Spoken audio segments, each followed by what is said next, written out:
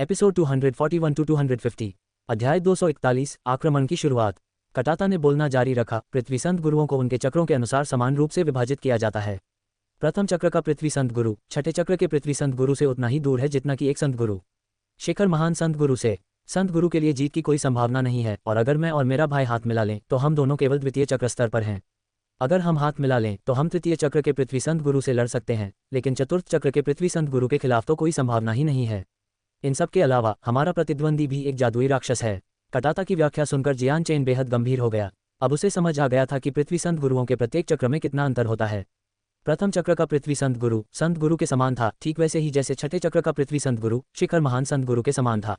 इस समय जियान चेन चिंतित हो गया, क्योंकि वह वेक सिटी के इस लहर से बचने की संभावनाओं के बारे में सोच रहा था। हालांकि वेक सिटी उसका घर नहीं था और उससे उसका कोई लगाव नहीं था, फिर भी जियान चेन की यह इच्छा नहीं थी कि एक शहर की पूरी आबादी जादुई राक्षस के आक्रमण का शिकार हो जाए। वेक सिटी के द्वार बहुत पहले ही बंद हो चुके थे और रास्ते में बचे हुए व्यापारियों को जादुई राक्षसों की लहर के बारे में बहुत पहले ही सूचित कर दिया गया था। इसलिए वे सभी वेक सिटी के आसपास से लंबा चक्कर लगाकर पास के एक शहर में शरण लेने से पहले लहर के समाप्त होने का इंतजार कर रहे थे, ताकि वे अपनी यात्रा जारी रख सकें। दूर कहीं जादुई जीवों का घना झुंड धीरे धीरे वेक सिटी की ओर बढ़ता जा रहा था। उनके पैरों की भारी आवाज के अलावा एक भी दहाड़ सुनाई नहीं दे रही थी, और देखने से ऐसा लग रहा था मानो ये जादुई जीव सिर्फ सैनिक अभ्यास कर रहे हों। अचानक जादुई राक्षस पर्वत श्रृंखला की गहराई से एक विशाल जादुई राक्षस की दहाड़ गूंज उठी। उसकी दहाड़ इतनी तेज थी कि द्वार के ऊपर लगे पत्थर भी ध्वनि से कांपने लगे। इस अचानक गर्जना ने हजारों जादुई जीवों को झकझोर दिया, जिनकी आंखों में अचानक भय का भाव आ गया। पल भर में वे जादुई जीव शहर की दीवारों से 5 किलोमीटर दूर एक साथ वहीं रुक गए। जादुई जीवों की भीड़ को शहर की दीवारों के ठीक सामने रुकते देख कटाता ने राहत की सांस ली। ये छिपा हुआ 5वीं श्रेणी का जादुई जीव बहुत बुद्धिमान है। इसने कई बार मानवता से युद्ध किया है और जानता है कि हमारी जादुई क्रिस्टल तोपें कैसे काम करती हैं। इतनी दूरी पर ये जादुई जीव हमारी जादुई क्रिस्टल तोपों की मारक क्षमता से बस थोड़ा ही बाहर हैं। कटाता ने तुरंत अपने चुप भाई कटाफेई की ओर देखा और कहा, कटाफेई, हमारा प्रतिद्वंदी हमारी सोच से कहीं अधिक शक्तिशाली है। अब तो मोनाक सिटी के लिए और अधिक सहायता भेजना संभव नहीं है, इसलिए पीछे स्थित शहर की रक्षा करना हमारी जिम्मेदारी है। कटाफेई ने बिना किसी भाव विभोर के सिर हिलाया। उसकी आंखें अभी भी दूर आगे की ओर टिकी हुई थीं, मानो वह 5वीं कक्षा के जादुई जीव को खोज रहा हो। बगीचे से निकलने के बाद से उसने केवल एक ही वाक्य बोला था, बख्तरबंद दीवार को गिरा दो। अचानक यूनली के आदेश पर शहर की दीवारों से स्टील की एक विशाल चादर नीचे गिरी और पूरे शहर को ढक लिया। दूर से देखने पर ऐसा लग रहा था मानो वेक सिटी पूरी तरह से स्टील की चादर से ढकी हुई हो। ये स्टील की परतें 1 मीटर मोटी थीं और एक स्टील की चेन से आपस में जुड़ी हुई थीं। प्रत्येक परत इतनी मोटी होने के कारण तीसरे दर्जे के जादुई जीव को आसानी से रोक सकती थी। दीवारों से नीचे उतरती स्टील की प्लेटों को देखकर जियान चेन प्रशंसा से आह भरे बिना नहीं रह सका। उसके ठीक सामने मौजूद स्टील की प्लेट जैसी प्लेट के साथ सुरक्षा व्यवस्था असाधारण रूप से मजबूत होगी और काफी समय तक भारी बल का सामना कर सकती है। ये वास्तव में इस बात का एक और उदाहरण था कि वेक सिटी की सुरक्षा व्यवस्था को प्रथम श्रेणी के शहर के बराबर कहा जा सकता है। मध्यम स्तर की जादुई क्रिस्टल तोपों से फायरिंग शुरू करो, यूनली ने आदेश देते हुए जोर से कहा। अपने आदेश के तुरंत बाद कटाटा के चेहरे पर हैरानी का भाव था। मुझे नहीं लगा था कि वेक सिटी में मध्यम स्तर की जादुई क्रिस्टल तोप होगी। हाँ, वे वाकई जादुई जीव पर्वत श्रृंखला के इतने करीब होने के लायक हैं। कितनी अजीब बात है, एक मध्यम स्तर की जादुई क्रिस्टल तोप 10 किलोमीटर तक मार कर सकती है। ये प्राथमिक स्तर की जादुई क्रिस्टल तोप की दोगुनी मारक क्षमता है और निश्चित रूप से उन जादुई जीवों को निशाना बना सकती है। यूनली के आदेश का पालन करते हुए सैनिक इधर उधर भागने लगे। जादुई क्रिस्टल तोपों का निर्माण इस प्रकार किया गया था कि वे राक्षसों के मूल से ऊर्जा ग्रहण करके एक विशेष प्रकार की ऊर्जा उत्सर्जित करती थीं। तियान युआन महाद्वीप पर 3 प्रकार की जादुई क्रिस्टल तोपें थीं, प्राथमिक स्तर, मध्य स्तर और उन्नत स्तर। प्राथमिक स्तर की तोपें ऊर्जा स्रोत के रूप में श्रेणी 1 और 2 के मॉन्स्टर कोर का उपयोग करती थीं, लेकिन ऊर्जा उत्पादन हमेशा एक जैसा नहीं होता था।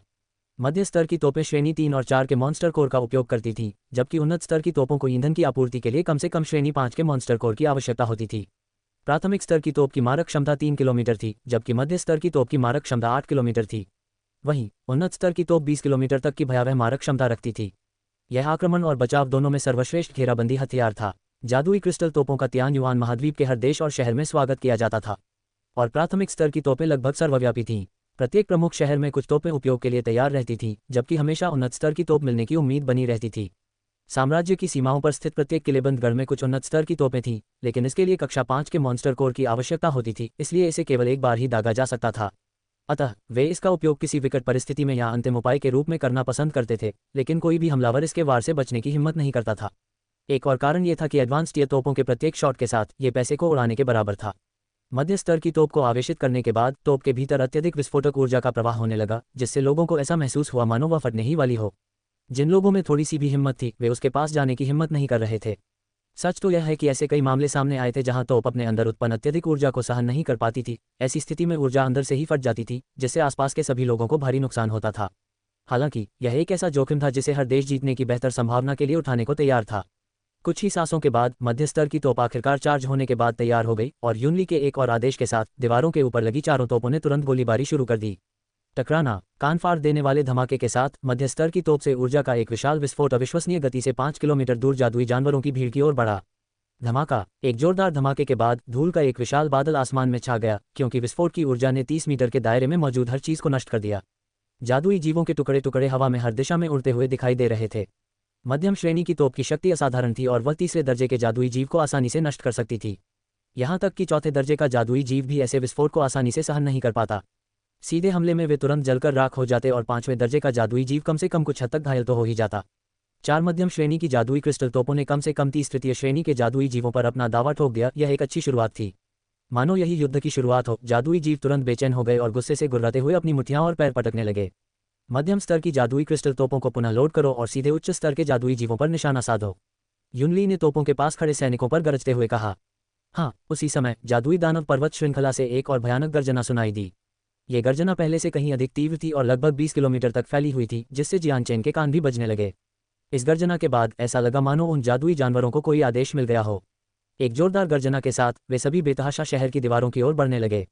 हजारों जादुई जीव बेपरवाही से दीवारों पर टूट पड़े, जिससे दीवारों के ऊपर मौजूद लोग एक पल के लिए पीले पड़ गए। यहां तक कि दीवारों के ऊपर मौजूद लोगों को भी एक हल्का कंपन महसूस हुआ जो धीरे धीरे तेज होता गया। धनुष तैयार करो, यूनली ने एक और आदेश दिया। तुरंत ही दीवारों के भीतर 1 फुट चौड़ाई में फैले हुए कई छेद खुल गए और आगे की जांच करने पर पता चला कि ऐसे लगभग 100 छेद थे। फिर एक एक करके बलवान दिखने वाले पुरुष धनुष तैयार करने लगे और उनमें से तेज धार वाले तीर बाहर निकलने लगे। तीरों की नोकें स्टील की बनी हुई प्रतीत हो रही थी, यहां तक कि उनका डंडा भी किसी श्रेष्ठ धातु का बना हुआ था। इनमें से प्रत्येक तीर 2 मीटर लंबा था और इसी कारण इन्हें चलाने के लिए एक अत्यंत शक्तिशाली और बड़े धनुष की आवश्यकता होती थी। ये हथियार तीसरे दर्जे के जादुई जीव के शरीर को भी भेद सकते थे, यहां तक कि उच्चतम स्तर के जीव भी बुरी तरह घायल हो जाते थे। जब हजारों जादुई जीव 3 किलोमीटर दूर थे, तब यूनली ने आदेश दिया, प्राथमिक स्तर की जादुई क्रिस्टल तोपों से हमला करो, उन्हें दर्द का एहसास होने दो। बैंग बैंग बैंग, थोड़ी कम जोरदार धमाके के साथ 10 प्राथमिक स्तर की तोपों ने अत्यधिक मारक क्षमता के साथ सीधे जादुई जीवों पर गोले दागे। ऊर्जा के विस्फोटों ने आने वाली भीड़ पर जोरदार प्रहार किया और बड़े बड़े समूहों को पूरी तरह से नष्ट कर दिया। कुछ ही समय बाद प्राथमिक स्तर की तोपें एक बार फिर से दागने के लिए तैयार थीं और एक और धमाके के साथ जादुई जीवों की भीड़ की ओर भारी मात्रा में ऊर्जा का विस्फोट हुआ। इस विस्फोट से उनमें से कई उड़कर दूर जा गिरे, जबकि कुछ जादुई जीवों के अवशेष हवा में घूमते हुए दिखाई दिए। जादुई क्रिस्टल तोपों ने कुछ और गोले दागे, इससे पहले कि जादुई जानवर केवल 500 मीटर दूर रह गए। धनुष चलाओ, यूनली चिल्लाए। अध्याय 242, हताश करीबी मुकाबला। धनुष चलाओ, यूनली के आदेश पर दीवारों के भीतर तैनात सैनिकों ने बिजली की गति से धनुष चलाना शुरू कर दिया। तीर सीटी की आवाज के साथ हवा में उड़ गए, जिससे देखने वाले काफी भयभीत हो गए। पच पच पच, तीरों की प्रचंड भेदन शक्ति के कारण प्रथम श्रेणी के कई जादुई जीव पल भर में ही भेद दिए गए। भले ही तीर जीवों के आर पार सीधे चले गए, लेकिन उनकी गति जरा भी धीमी नहीं हुई। 3-4 और प्रथम श्रेणी के जादुई जीवों को भेदते हुए वे अंततः अपनी प्रारंभिक गति खो बैठे और एक अंतिम जीव में धंस गए। इस भीषण गोलीबारी में 200 से अधिक क्रॉसबोल्ट दागे गए, जिसके परिणामस्वरूप 500 से अधिक प्रथम श्रेणी के जादुई जीवों की जान चली गई। उसके बाद गोलियों की दूसरी बौछार ने तुरंत सबसे आगे मौजूद जादुई जीवों को ढेर कर दिया और चारों ओर दर्द भरी चीखें और गोलियों की आवाज गूंज उठी। ऊपर से तोपों ने जादुई जीवों के समूह पर लगातार गोले बरसाए, जिससे और भी कई जीव मारे गए। लेकिन इससे कम बुद्धि वाले जादुई जीवों का हौसला बिल्कुल भी नहीं टूटा। हवा में फैली खून की गंध ने उनकी खून की प्यास को और बढ़ा दिया था और उन पर लगातार हो रही गोलीबारी के बावजूद वे जोर जोर से दहाड़ते हुए दीवारों की ओर तेजी से बढ़ते रहे। धमाका, जादुई जीव अब दीवार के इतने करीब आ गए थे कि उनमें से कुछ दीवार पर लगे कवच पर जोरदार प्रहार कर रहे थे। हर प्रहार के बाद स्टील का कवच कांपने और हिलने लगा, जबकि धातु की सुरक्षा परत के कुछ हिस्सों में हल्के हल्के गड्ढे पड़ने लगे थे। कुछ कमजोर जादुई जीव स्टील की परत को नुकसान पहुंचाने की उम्मीद में अपने पंजों का इस्तेमाल करने लगे थे, जबकि कुछ ने दीवारों को काटना शुरू कर दिया था। कुछ ने तो परत पर मौजूद दरारों का फायदा उठाकर उस पर चढ़ना भी शुरू कर दिया था। विशालकाय जादुई जीवों को पास आते देख यूनली की आंखों में खतरनाक चमक आ गई और वह चिल्लाया, इन पर गर्म तेल डाल दो। दीवारों से अचानक खौलते हुए गर्म तेल का एक बड़ा बर्तन नीचे गिरा और नीचे मौजूद जादुई जीवों पर जा गिरा। देखते ही देखते तेल से भीगे हुए जीवों के शरीर में आग लग गई और फिर जादुई जीव जलते हुए अलाव में बदल गए। नीचे अनगिनत जादुई जीव दर्द से कराह रहे थे, क्योंकि उनके पूरे शरीर जलते हुए तेल में डूबे हुए थे। जैसे ही उनके शरीर पर आग लगी, आग और तेल ने उनके शरीर को भारी नुकसान पहुंचाना शुरू कर दिया। कई चूल्हों पर लगातार तेल गर्म होता जा रहा था, जिससे तेल की प्रचुर मात्रा उपलब्ध थी। गर्म तेल की धाराएं दीवारों से नीचे गिरने लगी और नीचे की पूरी जमीन आग और पीड़ा के सागर में तब्दील हो गई, जहां जानवर दर्द से कराह रहे थे। इसके बाद एक दुर्गंध उठी और सबकी नाक में घुस गई। वेक सिटी के चारों ओर कोई खाई नहीं थी, इसलिए जादुई जीवों को आग और तेल से खुद को बचाने के लिए पानी का स्रोत खोजने का कोई मौका नहीं मिला। कई जादुई जीव आसपास मौजूद थे और उनकी खाल अत्यंत ज्वलनशील होने के कारण आग तेजी से फैलकर सभी को अपनी चपेट में ले लिया। दीवारों के नीचे जादुई जीव अफरा तफरी में थे, भले ही उनमें बुद्धि का अभाव था, लेकिन सबसे मूर्ख जादुई जीव भी समझ गया था कि वे आग की चपेट में हैं और अगर वे वहीं रहे तो मर जाएंगे। परिणामस्वरूप सभी जादुई जीव तेल के छींटों से बचने के लिए इधर उधर भागने लगे। हालांकि दीवारों से तेल लगातार बरसता रहा, निरंतर प्रवाह के बावजूद उनकी आपूर्ति असीमित नहीं थी और अंततः समाप्त हो गई। आधे घंटे के युद्ध में तेल की आपूर्ति लगभग पूरी तरह से समाप्त हो गई थी, लेकिन नुकसान हो चुका था। तेल ने कई जादुई जीवों को नुकसान पहुंचाया था और उनमें से काफी को जलाकर मार डाला था। अब तेल का खतरा टल जाने के कारण बचे हुए जादुई जीव जल्दी से बची हुई आग को बुझाकर एक बार फिर दीवार की ओर बढ़ने लगे। फुर्तीले जादुई जीव बड़ी संख्या में सांपों के साथ मिलकर एक बार फिर दीवार पर चढ़ने लगे। जो लोग दीवारों पर चढ़ने की कोशिश कर रहे थे उन्हें तुरंत कई संत हथियारों से मार गिराया गया, जिससे उनके 2 टुकड़ों में बंटे शरीर वापस धरती पर जा गिरे। उसी समय एक सैनिक तेजी से युनली के पास दौड़ा और बोला, स्वामी को सूचना दे दो, सभी धनुषों से तीर चल चुके हैं, एक भी तीर नहीं बचा है। नीचे के दृश्य को देखते हुए युनली ने हल्के से सिर हिलाया और चिल्लाकर कहा, द्वार खोलो और हमला करो। वेक सिटी के जादुई राक्षसों के हमलों के खिलाफ सबसे खतरनाक हथियार जादुई क्रिस्टल तोपें, तेल और धनुष थे। तोपें लंबी दूरी की लड़ाई के लिए थीं और इनका इस्तेमाल सबसे शक्तिशाली जादुई राक्षसों को निशाना बनाकर मारने के लिए किया जाता था। जैसे ही जादुई राक्षस पास आते वे तेल और धनुष का इस्तेमाल करने लगते। काफी समय बीतने के बाद तेल और धनुष दोनों का गोला बारूद खत्म हो चुका था। इस समय उनके पास हमला करने के अलावा कोई चारा नहीं बचा था। धीरे धीरे द्वार चरमराते हुए खुल गए और जादुई जीव दिशा बदलकर खुलते हुए द्वारों के बीच से अंदर घुसने के लिए दौड़ पड़े। हालांकि जैसे ही वे अंदर दाखिल हुए, अंदर मौजूद विभिन्न भाड़े के सैनिकों ने उन्हें रोक दिया। भाइयों, आगे बढ़ो, उन बालियों को इकट्ठा करने के लिए कड़ी मेहनत करो, आगे बढ़ो, बैंगनी सिक्के की चमकती हुई आभा जल्द ही हमारी जेबों में होगी। Dot dot dot dot dot dot. हर भाड़े के सैनिक में युद्ध की उमंग चरम पर थी। एक एक करके वे अपने पवित्र हथियारों के साथ खुले द्वारों से अंदर घुस आए। हर वार के साथ एक जादुई जानवर जमीन पर गिरता, 2 टुकड़ों में बन जाता और चारों ओर खून की बारिश होने लगती। कुछ जादुई जीव दर्द से चीख उठे जब उन्होंने संत हथियारों की ठंडी धातु को अपने शरीर में चुभते हुए महसूस किया। पलक झपकते ही कई और जादुई जीव टुकड़ों में कट गए और कुछ फुर्तीले आदमियों ने जल्दी से उनके कान पकड़कर उन्हें खुशी खुशी अपने स्पेस बेल्ट में रख लिया। जल्दी करो और सब लोग आगे बढ़ो, बैंगनी सिक्कों का एक विशाल ढेर हमारा इंतजार कर रहा है, समय बर्बाद मत करो और जल्दी करो। शुल्क। जैसे ही भाड़े के सैनिक उन खूंखार जादुई जानवरों की ओर दौड़े, मानो वे सिक्के हों, उनमें से प्रत्येक के मुंह से एक चीख निकली। धन के लालच में ये लोग मौत से नहीं डरते थे। प्रत्येक भाड़े के सैनिक की शक्ति के तहत प्रत्येक जादुई जानवर को तेजी से इकट्ठा किया गया और भविष्य में उपयोग के लिए सुरक्षित रख लिया गया। वेक सिटी से 200,000 से अधिक भाड़े के सैनिक निकल पड़े और जादुई राक्षसों से भीषण आमने सामने की लड़ाई लड़ी। हर पल कोई न कोई जादुई राक्षस या भाड़े का सैनिक जमीन पर गिरता और फिर कभी उठ नहीं पाता। अध्याय 243, कई सौ कक्षा 4 के जादुई जीव। दीवार पर लगे जादुई क्रिस्टल तोपें अपनी 3 किलोमीटर की सीमा के भीतर हर चीज पर लगातार गोले दाग रही थी, जिससे नीचे जमीन में कई छेद हो गए थे। तोपों को रिचार्ज करने के लिए तैनात सैनिक जल्दी जल्दी बक्सों से दूसरे दर्जे के मॉन्स्टर कोर निकालकर तोपों में भरने लगे। हालांकि वेक सिटी एक तृतीय श्रेणी का शहर था, फिर भी यह जादुई जीव पर्वत श्रृंखला के बेहद करीब था जहां राक्षसी कोर प्रचुर मात्रा में पाए जाते थे। इसलिए कई वर्षों की बचत के बाद उनके पास जमा किए गए राक्षसी कोर की मात्रा 10 अलग अलग तोपों को 2 या 3 दिनों तक लगातार चलाने के लिए पर्याप्त थी। जियान चेन और दोनों दूत महान संत गुरुओं और युनली के साथ शहर की दीवारों पर खड़े थे। उनमें से कोई भी भाग लेने के लिए नहीं दौड़ा, क्योंकि प्रथम और द्वितीय श्रेणी के इन जादुई जीवों का सामना नीचे मौजूद भाड़े के सैनिक कर सकते थे। फिलहाल वे चतुर्थ श्रेणी के जादुई जीवों का इंतजार करेंगे ताकि निचले स्तर के जीवों पर अपनी ऊर्जा बर्बाद न करें। अगर वे ऐसा करते तो चतुर्थ श्रेणी के जादुई जीवों से सबकी रक्षा कौन करता?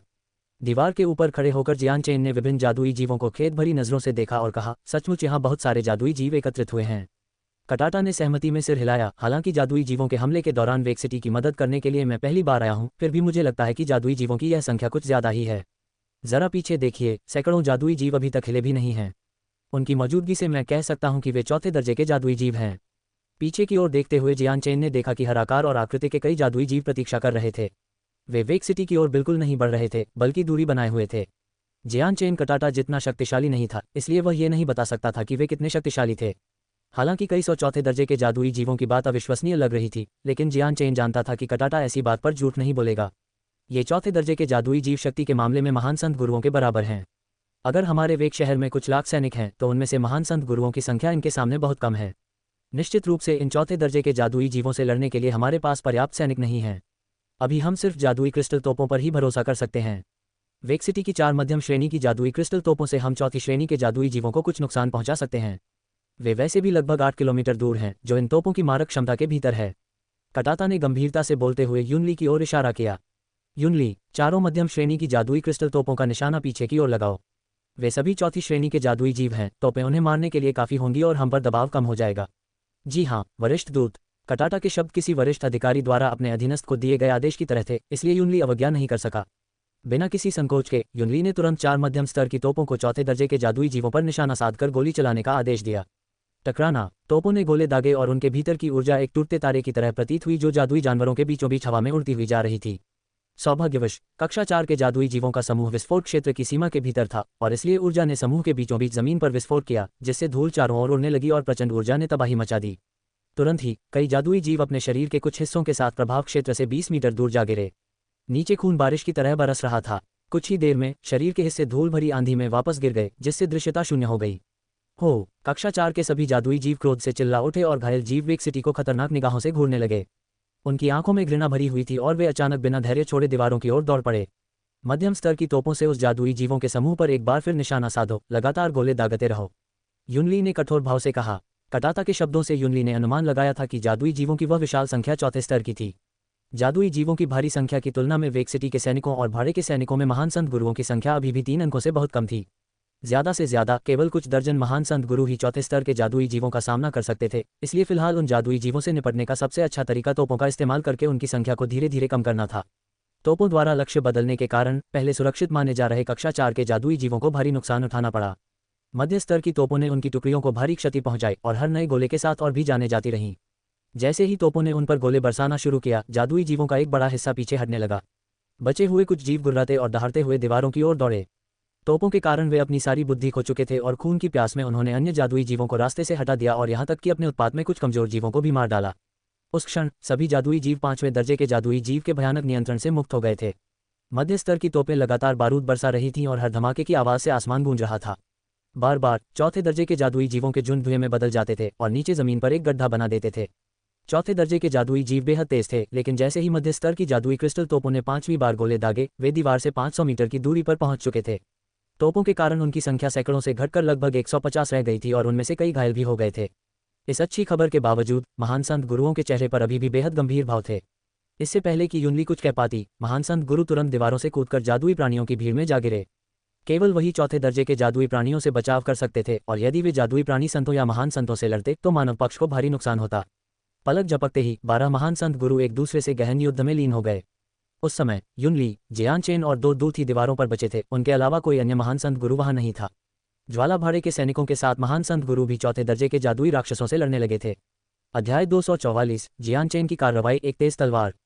वेक सिटी के आसपास का इलाका पहले ही एक खूनी युद्ध क्षेत्र बन चुका था, जहां शहर के द्वारों पर 200,000 भाड़े के सैनिक और बख्तरबंद सैनिक लड़ रहे थे। वे पहले ही कुछ किलोमीटर तक भाले से हमला करते हुए आगे बढ़ चुके थे और कुछ जादुई जानवरों के खून से लथपथ थे। पीछे की ओर कई सहायक सैनिक स्ट्रेचर लेकर युद्ध के मैदान में इधर उधर भाग रहे थे ताकि घायल सैनिकों को शहर वापस लाकर उनका इलाज किया जा सके। पूरा युद्ध का मैदान खून से लाल हो चुका था और युद्ध की दुर्गंध हवा में फैलकर लड़ने वाले हर व्यक्ति की नाक तक पहुंच रही थी। हालांकि लड़ाई थोड़े ही समय तक चली थी, लेकिन जमीन जादुई जानवरों और इंसानों की लाशों से भर गई थी।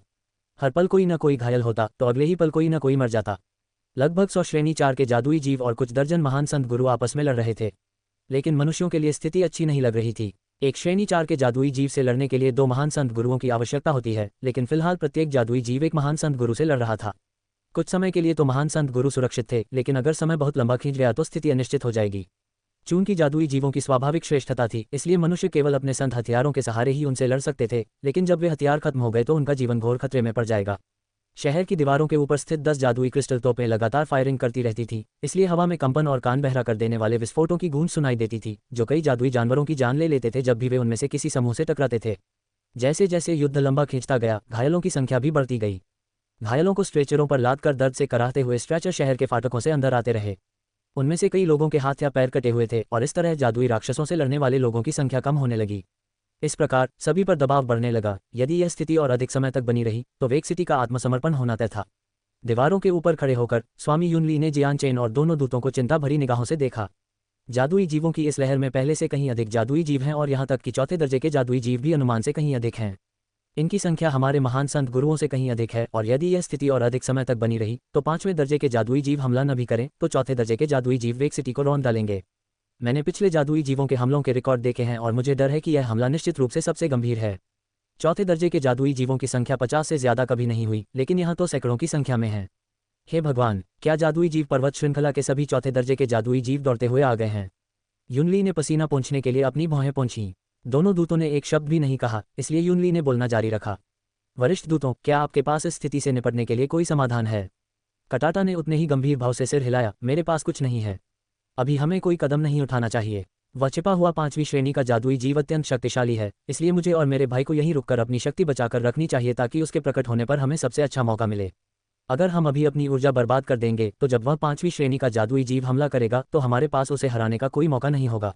कटाता की बातें सुनकर युनली का चेहरा पीला पड़ गया। नीचे युद्ध क्षेत्र को देखकर उसका पूरा शरीर कांपने लगा। उसकी आंखें चौड़ी हो गईं और आंखों में आंसू भर आए। उसने बुदबुदाते हुए कहा, क्या ऐसा हो सकता है? क्या आज मेरे वेक सिटी का आखिरी दिन होगा? पृथ्वी संत मास्टर के दोनों दूत युनली के दिल को सबसे बड़ा सहारा थे, लेकिन कटाता के शब्दों ने यह स्पष्ट कर दिया कि अगर वह और उसका भाई मिलकर भी लड़े तो भी छिपे हुए 5वें दर्जे के जादुई राक्षस से निपटना मुश्किल होगा। ये शब्द युनली के कानों में बिजली की कड़क की तरह चुभे। अब वह घोर निराशा में डूब चुका था। युनली के चेहरे पर भाव देखकर जियान चेन ने राहत की सांस ली। तो मैं नीचे जाकर मदद करता हूँ। चौथे दर्जे के जादुई जीवों का खतरा इतना बड़ा है कि हम उसे नजरअंदाज नहीं कर सकते। इतना कहकर जियान चेन 50 मीटर ऊंची शहर की दीवार से नीचे कूद गया। हवा में ही जियान चेन का शरीर किसी तेज गोली की तरह चौथे दर्जे के जादुई जीवों की ओर बढ़ने लगा। फ्लेम मर्सिनरीज का नया सदस्य डुओकांग इस समय एक चौथे दर्जे के जादुई जीव से लड़ रहा था। ये चौथे दर्जे का जादुई जीव 3 मीटर लंबा, बेहद तेज गति वाला काला चीता था। उसके दोनों पंजे हवा में लहरा रहे थे और उसके नुकीले पंजे डुओकांग पर झपट रहे थे। पंजों के साथ साथ चीता जोर से दहाड़ रहा था और उसका जबड़ा खून से लथपथ था, क्योंकि डुओकांग को कई बार चोट लगी थी।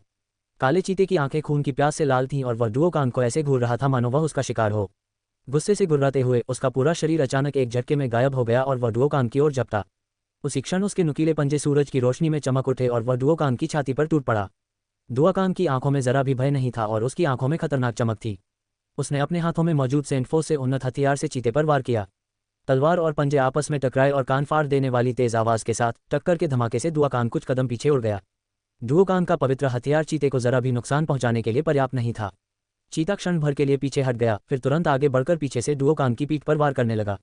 चीते के धक्के से पीछे की ओर गिर जाने के बाद डुओकांग अभी पूरी तरह संभल नहीं पाया था, इसलिए उसके लिए पहले जैसी ताकत से उस पर हमला करना मुश्किल था। लाचार होकर वह केवल अपने शरीर पर तलवार रखकर चीते के पंजों से खुद को बचा सकता था। चीते के पंजों ने डुओकांग के पवित्र हथियार पर प्रहार किया, जिससे तलवार थोड़ी पीछे हट गई। तलवार के अपनी जगह से हटते ही चीते ने अचानक डुओकांग को काटने के प्रयास में अपना जबड़ा खोल दिया। अपने पवित्र हथियार के हट जाने के बाद डुओकांग की गतिविधियां काफी सीमित हो गईं। चीते के खुले जबड़े देखकर डुओकांग का चेहरा अचानक बदल गया और उसने झट से अपना सिर एक तरफ घुमा लिया। अपने जबड़े पूरी तरह खोलकर चीते ने कान फाड़ देने वाली दहाड़ लगाई और डुओकांग की छाती पर अपने जबड़े कसने की कोशिश की। डुओकांग का चेहरा बेहद गंभीर था। इस चीते ने अपने पंजों से हमला करते समय बड़ी चालाकी दिखाई थी, जिससे वह पलटवार करने में पूरी तरह असमर्थ रहा था। ऐसा लगता है कि आज विपत्ति से बचना मुश्किल होगा, क्योंकि यह जादुई जानवर उससे भी अधिक शक्तिशाली था और डुओकांग अपने पवित्र हथियार से भी चीते का मुकाबला नहीं कर पा रहा था। इस बार जब डुओकांग ने नुकीले दांतों से खुद को बचाया तो उसे अपने चेहरे पर थोड़ी रौनक लौटती हुई महसूस हुई। अगर वह एक सेकंड भी देर से दांतों से बच पाता तो उसकी छाती खून से लथपथ हो जाती। ये तो बड़ी मुसीबत खड़ी कर देने वाली है। डुओकांग के चेहरे पर निराशा के भाव थे। इस समय वह लगभग चीते के रहमों का रम पर था। चीता कभी भी हमला कर सकता था, इसलिए उससे बचना दिन रात मुश्किल होता जा रहा था। इस बार एक छोटे बच्चे के आकार की पूंछ अचानक डुओकांग की गर्दन के चारों ओर लिपट गई, जिससे उसके लिए हिलना डुलना पूरी तरह से असंभव हो गया। एक बार फिर डुओकांग का चेहरा निराशा से पीला पड़ गया और उसकी आंखों में हताशा झलक रही थी। उसकी गर्दन चीते की पूंछ से जकड़ी हुई थी और वह अब काले चीते के अगले वार से बच नहीं सकता था। यहाँ तक कि उसका पवित्र हथियार, जो उसके जीवन की सबसे महत्वपूर्ण वस्तु थी, भी उसकी मदद नहीं कर सकता था। वह अपने पवित्र हथियार को छोड़ने की बजाय मरना पसंद करेगा। खून की तीखी गंध ने डुओकांग की नाक में चुभन पैदा कर दी, क्योंकि चीते के खून से लथपथ जबड़े ने एक बार फिर डुओकांग की आंखों को अपनी ओर आकर्षित कर लिया था। डुओकांग के अपनी मृत्यु को स्वीकार करने से ठीक पहले अचानक उसकी आंखों के कोने में एक चांदी जैसी रोशनी चमकी। चौंक कर डुओकांग ने केवल इतना देखा कि चांदी की बिजली जैसी एक प्रकाश की लकीर चीते के गले से होकर गुजर गई। चीते के खून से लथपथ जबड़े तुरंत डुओकांग की छाती से महज 1 इंच दूर आकर बंद हो गए। उसके जबड़ों की दुर्गंध इतनी घिनौनी थी कि डुओकांग की नाक को सांस लेने की भी हिम्मत नहीं हुई। डुओकांग पल भर में स्तब्ध रह गया, लेकिन जैसे ही उसने देखा कि लंबी तलवार चीते के गले में गहराई तक घुस गई है, उसकी आंखों में अपार खुशी झलक उठी। वह इस तलवार से बहुत अच्छी तरह परिचित था, क्योंकि वह जानता था कि इसका मालिक कौन है। मृत्यु के मुंह से बाल बाल बचने के बाद डुओकांग बेहद आभारी महसूस कर रहा था। बगल में खड़े 20 वर्षीय युवक की ओर देखते हुए उसने भावुक होकर पुकारा, कैप्टन। जीवन और मृत्यु के इस मोड़ पर डुओकांग को अंततः एहसास हुआ कि जीवन कितना सुंदर है। हालांकि डुओकांग ने कई बार जानलेवा परिस्थितियों का सामना किया था, लेकिन उसने कभी भी इतनी खतरनाक स्थिति का सामना नहीं किया था। अगर जियान चेन एक पल भी देर करता तो उसकी जान चली जाती और उसका शरीर एक लाश में तब्दील हो जाता। जियान चेन ने धीरे से चीते की गर्दन से लाइट विंड स्वॉर्ड निकाली और डुओ कांग से कहा, जाओ और दूसरों की मदद करो, ये सुनिश्चित करो कि हमारे फ्लेम मर्सिनरीज के कम से कम सैनिक मारे जाएं। जी कप्तान, डुओ कांग ने तुरंत जवाब दिया। अपनी गर्दन के चारों ओर लिपटी हुई पूंछ को पकड़कर उसने उसे खोला और चीते का कान काट दिया। फिर उसे अपने स्पेस बेल्ट में रखकर डुओ कांग तुरंत फ्लेम मर्सिनरीज के अन्य भाइयों की मदद करने के लिए दौड़ पड़ा। जियान चेन ने जरा भी संकोच नहीं किया और तुरंत अगले निकटतम चौथे दर्जे के जादुई जीव की ओर दौड़ पड़ा। यह अगला जीव एक विषैला सांप था जिससे 6 संत गुरु लड़ रहे थे। उनमें से 2 घायल हो गए थे और शेष 4 अपनी रक्षा के लिए इधर उधर भाग रहे थे। हर बार से बचना कठिन होता जा रहा था और उनकी हालत पहले से ही दयनीय थी। सांप द्वारा उगला गया जहर इतना तीव्र था कि वहां मौजूद सभी संत गुरु उससे संपर्क में आने से डर रहे थे। इसलिए 6 संत गुरुओं के पास उस विषैले सांप से भागने के अलावा कोई चारा नहीं था। अचानक चांदी की रोशनी की एक चाप उनके पास से गुजरी और विषैले सांप के प्रतिक्रिया करने से पहले ही उसके महत्वपूर्ण अंगों को भेद गई। सांप तुरंत दर्द भरी फुफकार के साथ जमीन पर गिर पड़ा। जियान चेन की तलवार अतुलनीय रूप से तेज थी, इसलिए सांप जैसे चौथे दर्जे के जादुई जीव को भी हमले का जरा भी एहसास नहीं हुआ। कैप्टन, सांप से लड़ रहे 6 संत गुरुओं ने तुरंत जियान चेन को पुकारा। उनकी आंखों में अत्यधिक खुशी झलक रही थी क्योंकि उन्होंने तुरंत पहचान लिया था कि उनके कप्तान ने उन्हें बचाया है। अगर तुम्हें चोट लगी है तो वापस जाकर अपना इलाज करवा लो। बाकी सब लोग हमारे साथी भाइयों की मदद करने जाओ। याद रखो, सबसे पहले अपनों की मदद करना जरूरी है। यह आदेश देकर जियान चेन तुरंत अगले जानवर की ओर दौड़ पड़ा। जियान चेन के युद्ध क्षेत्र में प्रवेश करते ही दबाव काफी कम हो गया था। पलक झपकते ही जियान चेन ने चौथी श्रेणी के कई जादुई जीवों को मार गिराया। युद्ध क्षेत्र में फुर्ती से इधर उधर भागते हुए उसका हर वार अविश्वसनीय रूप से तेज था। चौथी श्रेणी का लगभग कोई भी जादुई जीव जियान चेन की तलवार से बच नहीं सकता था और उसकी तलवार के हर वार से एक और जादुई जीव का गला कट जाता था और वह कुछ समझ पाने से पहले ही मर जाता था। एक ही हमले में चौथी श्रेणी के कई जादुई जीवों के मारे जाने के बाद युद्ध क्षेत्र में मौजूद लोग तेजी से ऊंची जगहों पर कब्जा जमा रहे थे। तुरंत ही प्रत्येक समूह दूसरे समूह की मदद के लिए दौड़ पड़ा ताकि वे चौथी श्रेणी के जादुई जीव से लड़ सकें, जिससे सभी पर दबाव काफी कम हो गया। जियान चेन अपनी प्रकाशमयी पवन तलवार से हर वार के साथ लगातार प्रकाश की चमक बिखेरते हुए निकटतम चौथे दर्जे के जादुई जीव की ओर आगे पीछे बढ़ता रहा। जब भी कोई द्वितीय या तृतीय दर्जे का जादुई जीव उसके बहुत करीब आता तो वह उसे बेरहमी से मार डालता। जियान चेन के विनाश के मार्ग में खून के निशान छूटते चले गए थे। एक अगरबत्ती जलने में जितना समय लगता है उतने ही समय में जियान चेन के हाथों 40 श्रेणी 4 के जादुई जीव मारे जा चुके थे और अनगिनत श्रेणी 2 और श्रेणी 3 के जादुई जीव भी मारे गए थे। आरंभ में पीक सेंट मास्टर स्तर पर जियान चेन की शक्ति एक चौथे दर्जे के जादुई राक्षस को मारने के लिए पर्याप्त थी। अब प्राथमिक स्तर पर होते हुए भी वह ग्रेट सेंट मास्टर स्तर पर पहुंच गया था, जिससे उसकी शक्ति कई गुना बढ़ गई थी। अब चौथे दर्जे के जादुई राक्षस को मारना पहले से कहीं अधिक आसान हो गया था और इसके लिए उतनी ऊर्जा की आवश्यकता भी नहीं थी। इसका कारण ये था कि जियान चेन की सबसे बड़ी खूबी उसकी गति थी। वह इतना तेज था कि जादुई जानवर प्रतिक्रिया करने के लिए पर्याप्त तेज नहीं थे और जियान चेन की नज़र में ये जादुई जानवर मानो स्थिर खड़े थे और निश्चित रूप से चकमा देने के लिए बहुत धीमे होंगे। मार्शल आर्ट की दुनिया में केवल गति ही आपको धोखा नहीं दे सकती। जियान चेन की तलवार इस शब्द गति पर बहुत अधिक निर्भर करती थी। जिस क्षण आपकी गति आपके प्रतिद्वंद्वी की प्रतिक्रिया समय से अधिक हो जाती, तब वह प्रतिद्वंद्वी आपके प्रहार की प्रतीक्षा में एक गतिशील लक्ष्य से अधिक कुछ नहीं रह जाता। हो, अचानक लगभग 2 मीटर ऊंचे और 4 मीटर चौड़े एक बर्फीले सफेद भालू की बेहद तेज दहाड़ सुनाई दी, जो कहीं से प्रकट हुआ और उसने अपने पंजे से एक महान संत गुरु को थप्पड़ मारा। टकराना। महान संत गुरु ने अपने बचाव के लिए अपने पवित्र हथियार का इस्तेमाल किया। इसके बावजूद उसके विशाल पंजे की ताकत इतनी थी कि वह हवा में उड़ गए और उनके मुंह से खून बहने लगा। उसी क्षण पास ही स्थित एक अन्य महान संत गुरु ने तुरंत उस आकृति पर आक्रमण किया और अपने पवित्र शस्त्र से उसके पेट पर वार किया। गरज जैसी ध्वनि सुनाई दी जब पवित्र शस्त्र बिना एक खरोंच छोड़े उसके फर के ठीक ऊपर रुक गया। इतना ही नहीं, अपने प्रहार से महान संत गुरु को इतना जोर का झटका लगा कि वे 3 कदम पीछे लड़खड़ा गए। विशालकाय भालू ने एक और दहाड़ मारी और अपने पंजे से महान संत गुरु को थप्पड़ मारने के लिए आगे बढ़ा। अचानक भालू और महान संत गुरु के बीच एक चांदी की रोशनी प्रकट हुई। विशालकाय भालू के प्रतिक्रिया करने से पहले ही चांदी की रोशनी ने तुरंत उसके गले को भेद दिया। हालांकि उस विशालकाय जानवर की फर से बनी सुरक्षात्मक परत असाधारण रूप से मजबूत थी, क्योंकि केवल तलवार की नुकीली नोक ही उसके गले में घुसाई जा सकती थी। लाइट विंड स्वॉर्ड के रुकने का एहसास होते ही जियान चेन की आंखों में आश्चर्य की चमक आ गई। कितना मजबूत बचाव है। बिना किसी और झिझक के तलवार की नोक से भारी मात्रा में स्वॉर्ड की हुई निकली और घाव को और बड़ा कर दिया। इसके तुरंत बाद विशालकाय भालू ने दर्द भरी चीख मारी और फिर महान संत गुरु से दूर हटकर जियान चेन को थप्पड़ मारा। जियान चेन ने अपनी तलवार निकाली और उससे निकलने वाली तलवार ऊर्जा की मात्रा को बढ़ाकर भालू के गले पर एक बार फिर वार किया, इससे पहले कि वह उस पर हमला कर पाता। पहले मौजूद अविश्वसनीय रूप से मजबूत सुरक्षा व्यवस्था अचानक गायब हो गई, क्योंकि लाइट विंड स्वॉर्ड फर को चीरते हुए भालू के गले में गहराई तक धंस गई। हालांकि जड़त्व के कारण विशालकाय भालू का पंजा नहीं रुका और जियान चेन की ओर बढ़ता रहा। जियान चेन ने अपने दाहिने हाथ से तलवार को कसकर पकड़ लिया और उसे भालू के गले में घुमाकर बाहर निकाल लिया। एक जोरदार छलांग लगाकर वह पीछे की ओर उड़ गया और पंजे से बच गया। इसके बाद जियान चेन को भालू की कोई परवाह नहीं रही और वह तुरंत अगले चौथे दर्जे के जादुई जीव की ओर दौड़ पड़ा। उसे पूरा भरोसा था कि उसका आखिरी वार भालू को जानलेवा चोट पहुंचाएगा। उसकी हल्की हवा वाली तलवार ने अपनी तलवार शक्ति से भालू के गले के अधिकांश हिस्से को पूरी तरह से नष्ट कर दिया था। ऐसे निर्णायक वार के बाद भालू के बचने की कोई उम्मीद नहीं थी। जियान चेन के जाने के कुछ ही समय बाद विशालकाय भालू का शरीर अंततः जमीन पर गिर गया और उसकी गर्दन से खून की एक बड़ी धारा बहने लगी, जिससे खून का एक बड़ा तालाब बन गया। दूसरे महान संत गुरु ने फीके चेहरे से भालू के शव को देखा। उसके शव को देखकर उन्होंने उससे लड़ रहे दूसरे व्यक्ति की ओर मुड़कर पूछा, लाज, क्या तुमने इस मिट्टी के भालू को मार डाला? जियान चेन का घातक प्रहार इतना तेज था कि वह व्यक्ति उसे समझ ही नहीं पाया, और जब भालू का पंजा उस पर लगने ही वाला था तब उसने जियान चेन की हरकत को देखा ही नहीं।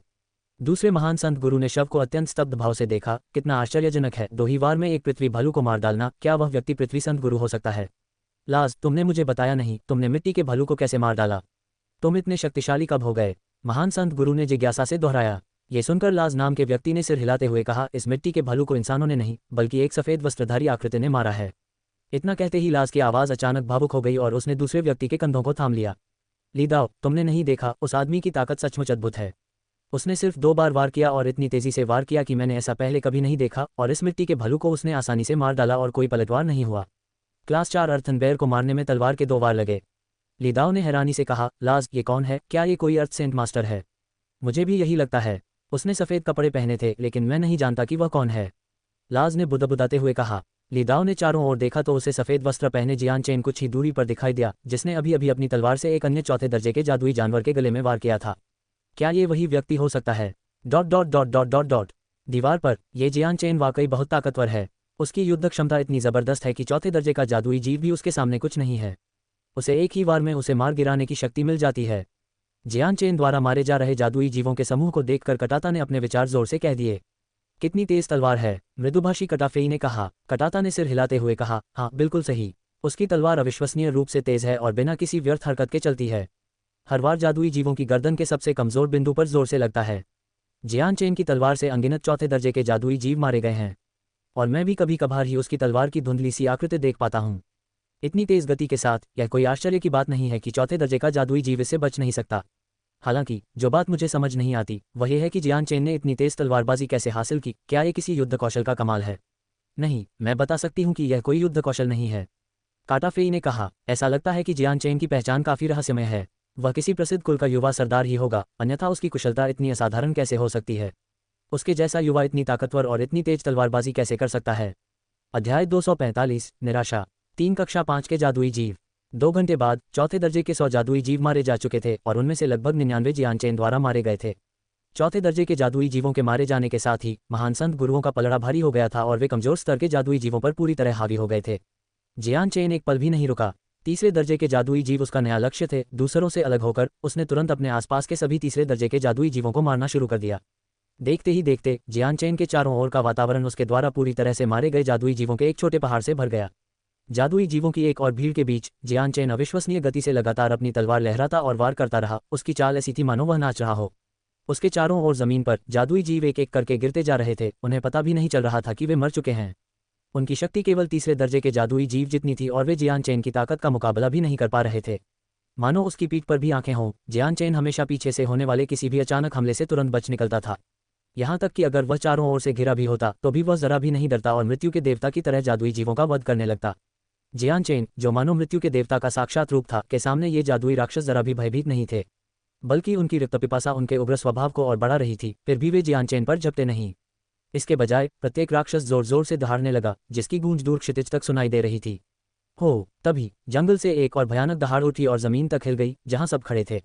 वेक सिटी के पास लड़ रहे जादुई जानवरों ने जैसे ही वह भयानक दहाड़ सुनी, उनकी आंखों में डर छा गया और वे ठंड से कांपने लगे। यहाँ तक कि जिन जादुई जानवरों के शरीर पर पवित्र हथियार से वार किए गए थे, वे भी बिना कुछ किए वहीं खड़े रहे, मानो डर ने उन्हें हिलने डुलने से रोक दिया हो। जादुई जानवरों के वध की गति धीमी करते हुए जियान चेन ने अपनी तलवार को जमीन पर इस तरह से रखा कि उस पर लगा सारा खून टपक कर बह गया। उसे समझ नहीं आ रहा था कि जादुई जीव डर से क्यों कांप रहे थे, लेकिन जब उसने उनकी निगाहों का पीछा करते हुए जादुई जीव पर्वत श्रृंखला की ओर देखा तो उसे अचानक समझ आ गया। वहीं पर 5वीं श्रेणी का जादुई जीव था। शायद अगर वह जादुई जीव उतना ही शक्तिशाली था जितना कटाटा ने बताया था, तो दोनों शक्तिशाली दूतों के एक साथ आने पर भी वे ज्यादा से ज्यादा उसे कुछ देर के लिए ही रोक पाएंगे। जंगल क्षण भर के लिए कांप उठा, फिर उसमें से 5 मीटर लंबा एक जादुई जीव बाहर निकला। ये जादुई जीव देखने में ओरंगुटान जैसा था, लेकिन पूरी तरह वैसा नहीं था। इसके शरीर पर बाल नहीं थे, बल्कि इसका पूरा शरीर सांप की तरह गहरे हरे रंग के शल्कों से ढका हुआ था। दिन के उजाले में ये शल्क एक चमकदार रोशनी बिखेर रहे थे। हो वानर जैसे दिखने वाला जादुई जानवर जंगल से धीरे धीरे गुर्राता हुआ आया। उसकी दहाड़ से आकाश कांप उठा और आसपास मौजूद सभी लोगों के कान सुन्न हो गए, जिससे उनके कान के पर्दे कंपन से कांपने लगे। जहां तक उन जादुई जानवरों की बात है जो भाड़े के सैनिकों से लड़ रहे थे, उनमें से प्रत्येक अचानक मुड़ गया और भाड़े के सैनिकों को नजरअंदाज करते हुए बंदर की ओर वापस रेंगने लगा। ये हरा शल्क वाला वानर है। इसकी शक्ति अतुलनीय बताई जाती है और इसके हरे शल्क अविश्वसनीय रूप से टिकाऊ हैं। यहाँ तक कि एक पृथ्वी संत गुरु भी इन्हें आसानी से नहीं तोड़ सकता। वानर को देखकर जियान चेन खुद से चीख पड़ा क्योंकि उसे उसके द्वारा प्रदर्शित प्रभुत्वशाली दबाव का एहसास हो रहा था। कटाता शहर की दीवार के ऊपर खड़ा था और कठोर भाव से बोला, मैंने सोचा भी नहीं था कि 5वीं श्रेणी का जादुई जीव एक हरे रंग का लंगूर होगा। उनकी रक्षा प्रणाली असामान्य रूप से मजबूत है और यहाँ तक कि चौथे चक्र के पृथ्वी संत गुरु के लिए भी उनसे निपटना मुश्किल होगा। कितनी परेशानी वाली बात है। कटाफेई ने अपने भाई के ठीक बगल में खड़े होकर कहा। युद्ध की शुरुआत से लेकर अब तक ये पहली बार था जब कटाफेई के चेहरे पर इतना अलग भाव था। अचानक जंगल से 2 और आकृतियां निकलीं और हरे रंग के शल्क वाले वानर के पीछे खड़ी हो गईं। ये दोनों आकृतियां एक विशालकाय जादुई जीव की थीं। एक आकृति सुनहरे बालों वाले बाघ की थी जिसकी ऊंचाई 2 मीटर और लंबाई 5 मीटर थी। बाघ के बगल में एक और जादुई जीव था जिसकी लंबाई कई दर्जन मीटर थी, लेकिन उसकी ऊंचाई एक वयस्क मनुष्य की आधी थी। ये जादुई जीव मगरमच्छ जैसा दिखता था, जिसकी त्वचा काले चमड़े जैसी थी और आंखें निर्मम और घातक इरादे से चमक रही थीं। उसकी पीठ पर 2 मीटर लंबी तलवार जैसी कई नुकीली वस्तुएं उगी हुई थीं और जैसे ही वह प्रकाश में आया उसकी आकृति और भी भयावह प्रतीत हुई। उन 2 जादुई जीवों को देखकर कटाटा का चेहरा भय से पीला पड़ गया और वह चिल्लाया, सुनहरे फर वाला बाघ राजा और धारदार मगरमच्छ। ये इसका मतलब है कि यहाँ 3 5वीं श्रेणी के जादुई जीव हैं। सामने खड़े तीनों जादुई जीवों को देखकर काटाफेई का चेहरा भी पीला पड़ गया। उसे अब बेहद डर लगने लगा था। वह और उसका भाई मिलकर हरे रंग के लबादे से भी नहीं लड़ पाए थे। अब सुनहरे फर वाले बाघ राजा और धारदार मगरमच्छ के आने से एक साथ 3 5वीं श्रेणी के जादुई जीवों से लड़ना बेहद मुश्किल हो जाएगा। कटाता ने गहरी सांस ली और अपने अंगों में व्याप्त अत्यधिक ठंड को दूर करने की कोशिश की। तुरंत ही वह युनली की ओर मुड़ा और बोला, जल्दी से वेक सिटी के सभी आम नागरिकों को सूचित करो, उन्हें जल्द से जल्द शहर खाली करना होगा। वेक सिटी अब सुरक्षित नहीं है। जी हाँ, मैं अभी यही करूंगा। युनली ने भी उतने ही सफ़ेद चेहरे के साथ जवाब दिया। 3 5वीं श्रेणी के जादुई जीवों का सामना वेक सिटी के बस की बात नहीं थी। भले ही एक मध्यम स्तर की जादुई क्रिस्टल तोप उन्हें घायल करने के लिए काफ़ी हो, फिर भी वेक सिटी को अपनी संभावनाओं को कुछ हद तक बेहतर बनाने के लिए कम से कम 5 पृथ्वी संत मास्टर्स की आवश्यकता होगी। अब हम क्या करें? कटाफेई ने पूछा। अभी तो हम बस यही उम्मीद कर सकते हैं कि उन्हें रोककर कुछ समय निकाल लें। लड़ें ताकि वेक सिटी के आम लोग सुरक्षित निकल सकें। भले ही हम जीत न सकें, फिर भी समय निकाल सकते हैं। अगर हम ऐसा कर पाए तो वे तीनों 5वीं श्रेणी के जादुई जीव कुछ समय के लिए रुक जाएंगे। लेकिन हमें सावधान रहना होगा ताकि हमें चोट न लगे, वरना मुझे डर है कि हम 5वीं श्रेणी के जादुई जीवों के आसान शिकार बन जाएंगे और शायद मारे जाएंगे। कटाटा ने गंभीरता से कहा। कटाफेई ने बिना कुछ कहे सिर हिलाया। भीड़ के बीच जियान चेन ने महसूस किया कि बंदर के पीछे 2 और जादुई जानवर खड़े थे। जैसे ही उसकी नज़र सुनहरे बालों वाले बाघ राजा के सुनहरे अयाल पर पड़ी, उसके शरीर में बिजली सी दौड़ गई, मानो उसे अतीत की कोई घटना याद आ गई हो। अतीत में इसी सुनहरे फर वाले बाघ राजा ने ज्वाला भाड़े के सैनिकों को भागने पर मजबूर कर दिया था। अतीत में इसी गोल्डन फर टाइगर किंग ने फ्लेम मर्सनरीज में से केवल एक ही सदस्य को शेष रहने दिया था। अतीत में इसी सुनहरे फर वाले बाघ राजा ने अंकल केंडल और उनके बाकी भाइयों की हत्या कर दी थी। निस्वार्थ केंडल, बेबाक हुपो और बेहद जोशीली शियाओ दाओ, फ्लेम मर्सनरीज के सदस्य जियान चेन के दिमाग में दीवार पर लिखे शिलालेख की तरह स्पष्ट रूप से चमक रहे थे। कुछ समय के लिए ये समूह एक खुशहाल परिवार की तरह था, लेकिन फिर गोल्डन फर टाइगर किंग के हमले के बाद सब कुछ बदल गया। हालांकि फ्लेम मर्सनरीज अभी भी मौजूद हैं, लेकिन अब सब कुछ अलग था। यह अतीत की याद जियान चेन के मन में हमेशा के लिए बस गई थी, जिसे वह कभी नहीं भूल सकता था। जो भाई बहुत पहले इस दुनिया से चले गए थे, वे कभी वापस नहीं लौटेंगे। उनकी आत्माएं बहुत पहले असीम आकाश में विलीन हो गई थीं और अपने पीछे केवल एक दुखद स्मृति छोड़ गई थीं। जियान चेन की आंखों से भयंकर मारक क्षमता झलक रही थी और उसकी लाइट विंड स्वॉर्ड तलवार ऊर्जा के विस्फोट के साथ फट पड़ी। तलवार की नोक से एक तीव्र प्रकाश निकला और अगर ध्यान से देखा जाए तो उसमें नीले और बैंगनी रंग की झलक दिखाई देती थी। अध्याय 246, कक्षा 5 का जादुई जानवर एक ही तलवार से सिर पर वार। जियान चेन को इन तीनों 5वीं श्रेणी के जादुई जीवों के प्रति अपने दिल में कोई भय नहीं था, बल्कि उसे केवल घृणा महसूस हो रही थी। तीनों जादुई जीव स्थिर खड़े थे, उनकी उपस्थिति से आसपास के सभी लोगों की इंद्रियां व्याकुल हो रही थीं और अन्य जादुई जीव भय से कांप रहे थे। यहाँ तक कि जो भाड़े के सैनिक अभी अभी उनसे लड़ रहे थे, उनके दिलों में भी भय की ठंडी अनुभूति हो रही थी और उन पर पत्थर जैसा दबाव महसूस हो रहा था। यह क्या है? आखिरकार किसी ने उन 3 जादुई जीवों के बारे में बात की। बहुत देर हो चुकी है, मुझे यहाँ से कोई अच्छा अंत नजर नहीं आ रहा। एक हरे रंग का लंगूर, ये कैसे हो सकता है? यह अच्छा नहीं है, ये तो 5वीं श्रेणी का जादुई जीव है। केवल 5वीं श्रेणी का जादुई जीव ही इस तरह का दबाव उत्पन्न कर सकता है। तो ये तीनों 5वीं श्रेणी के जादुई जीव हैं। हे भगवान, ये 3 कैसे हो सकते हैं? पीछे हटो, 5वें दर्जे के जादुई राक्षस का सामना कोई नहीं कर सकता। ... इससे पहले बहुत कम भाड़े के सैनिकों ने 5वीं श्रेणी के जादुई जीव को देखा था, लेकिन जिन्होंने देखा था वे उन्हें देखते ही डर से कांप उठे और चीखने लगे। 3 5वीं श्रेणी के जादुई जीव उनके ठीक सामने खड़े थे, जिससे वे सब डर के मारे पीले पड़ गए। अपने हेलमेट फेंककर वे वेक सिटी की ओर भागने लगे। यहाँ तक कि जिन महान संत गुरुओं को 5वें दर्जे के जादुई जीव के बारे में पहले से ही जानकारी थी, उनके चेहरे भय से पीले पड़ गए थे। हालांकि उन्हें पहले से ही पता था कि एक पृथ्वी संत गुरु उनकी सहायता के लिए मौजूद हैं, लेकिन अब स्थिति अलग थी। वहाँ 3/5वें दर्जे के जादुई जीव थे, यहाँ तक कि मोनाक सिटी के विशेषज्ञ भी उनसे निपटने के लिए पर्याप्त नहीं थे। पीछे हटो, सभी लोग पीछे हटो। तुरंत ही सभी भाड़े के सैनिकों ने पीछे हटने का संकेत दिया।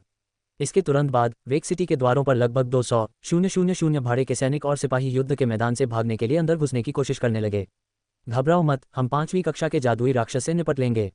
अचानक कहीं से एक जोरदार आवाज आई और दीवारों से प्रकाश की 2 लाल लकीरें टूटते तारे की तरह कक्षा 5 के जादुई जीवों की ओर नीचे की ओर उड़ती हुई आईं। पृथ्वी संत गुरु कटाता और कटाफेई दोनों ने अंततः कार्रवाई की। हालांकि वे कुछ समय पाने के लिए थोड़ी देर और रुकना चाहते थे, लेकिन नीचे मची अफरा तफरी को देखते हुए वे अब और संकोच नहीं कर सकते थे। यदि पूरी सेना शहर में पीछे हट जाती तो न केवल पूरा शहर अराजकता में डूब जाता, बल्कि शहर पर आक्रमण करना भी आसान हो जाता। आकाश में उड़ते हुए कटाता और कटाफेई अग्नि समान संत शक्ति की एक परत से घिरे हुए थे।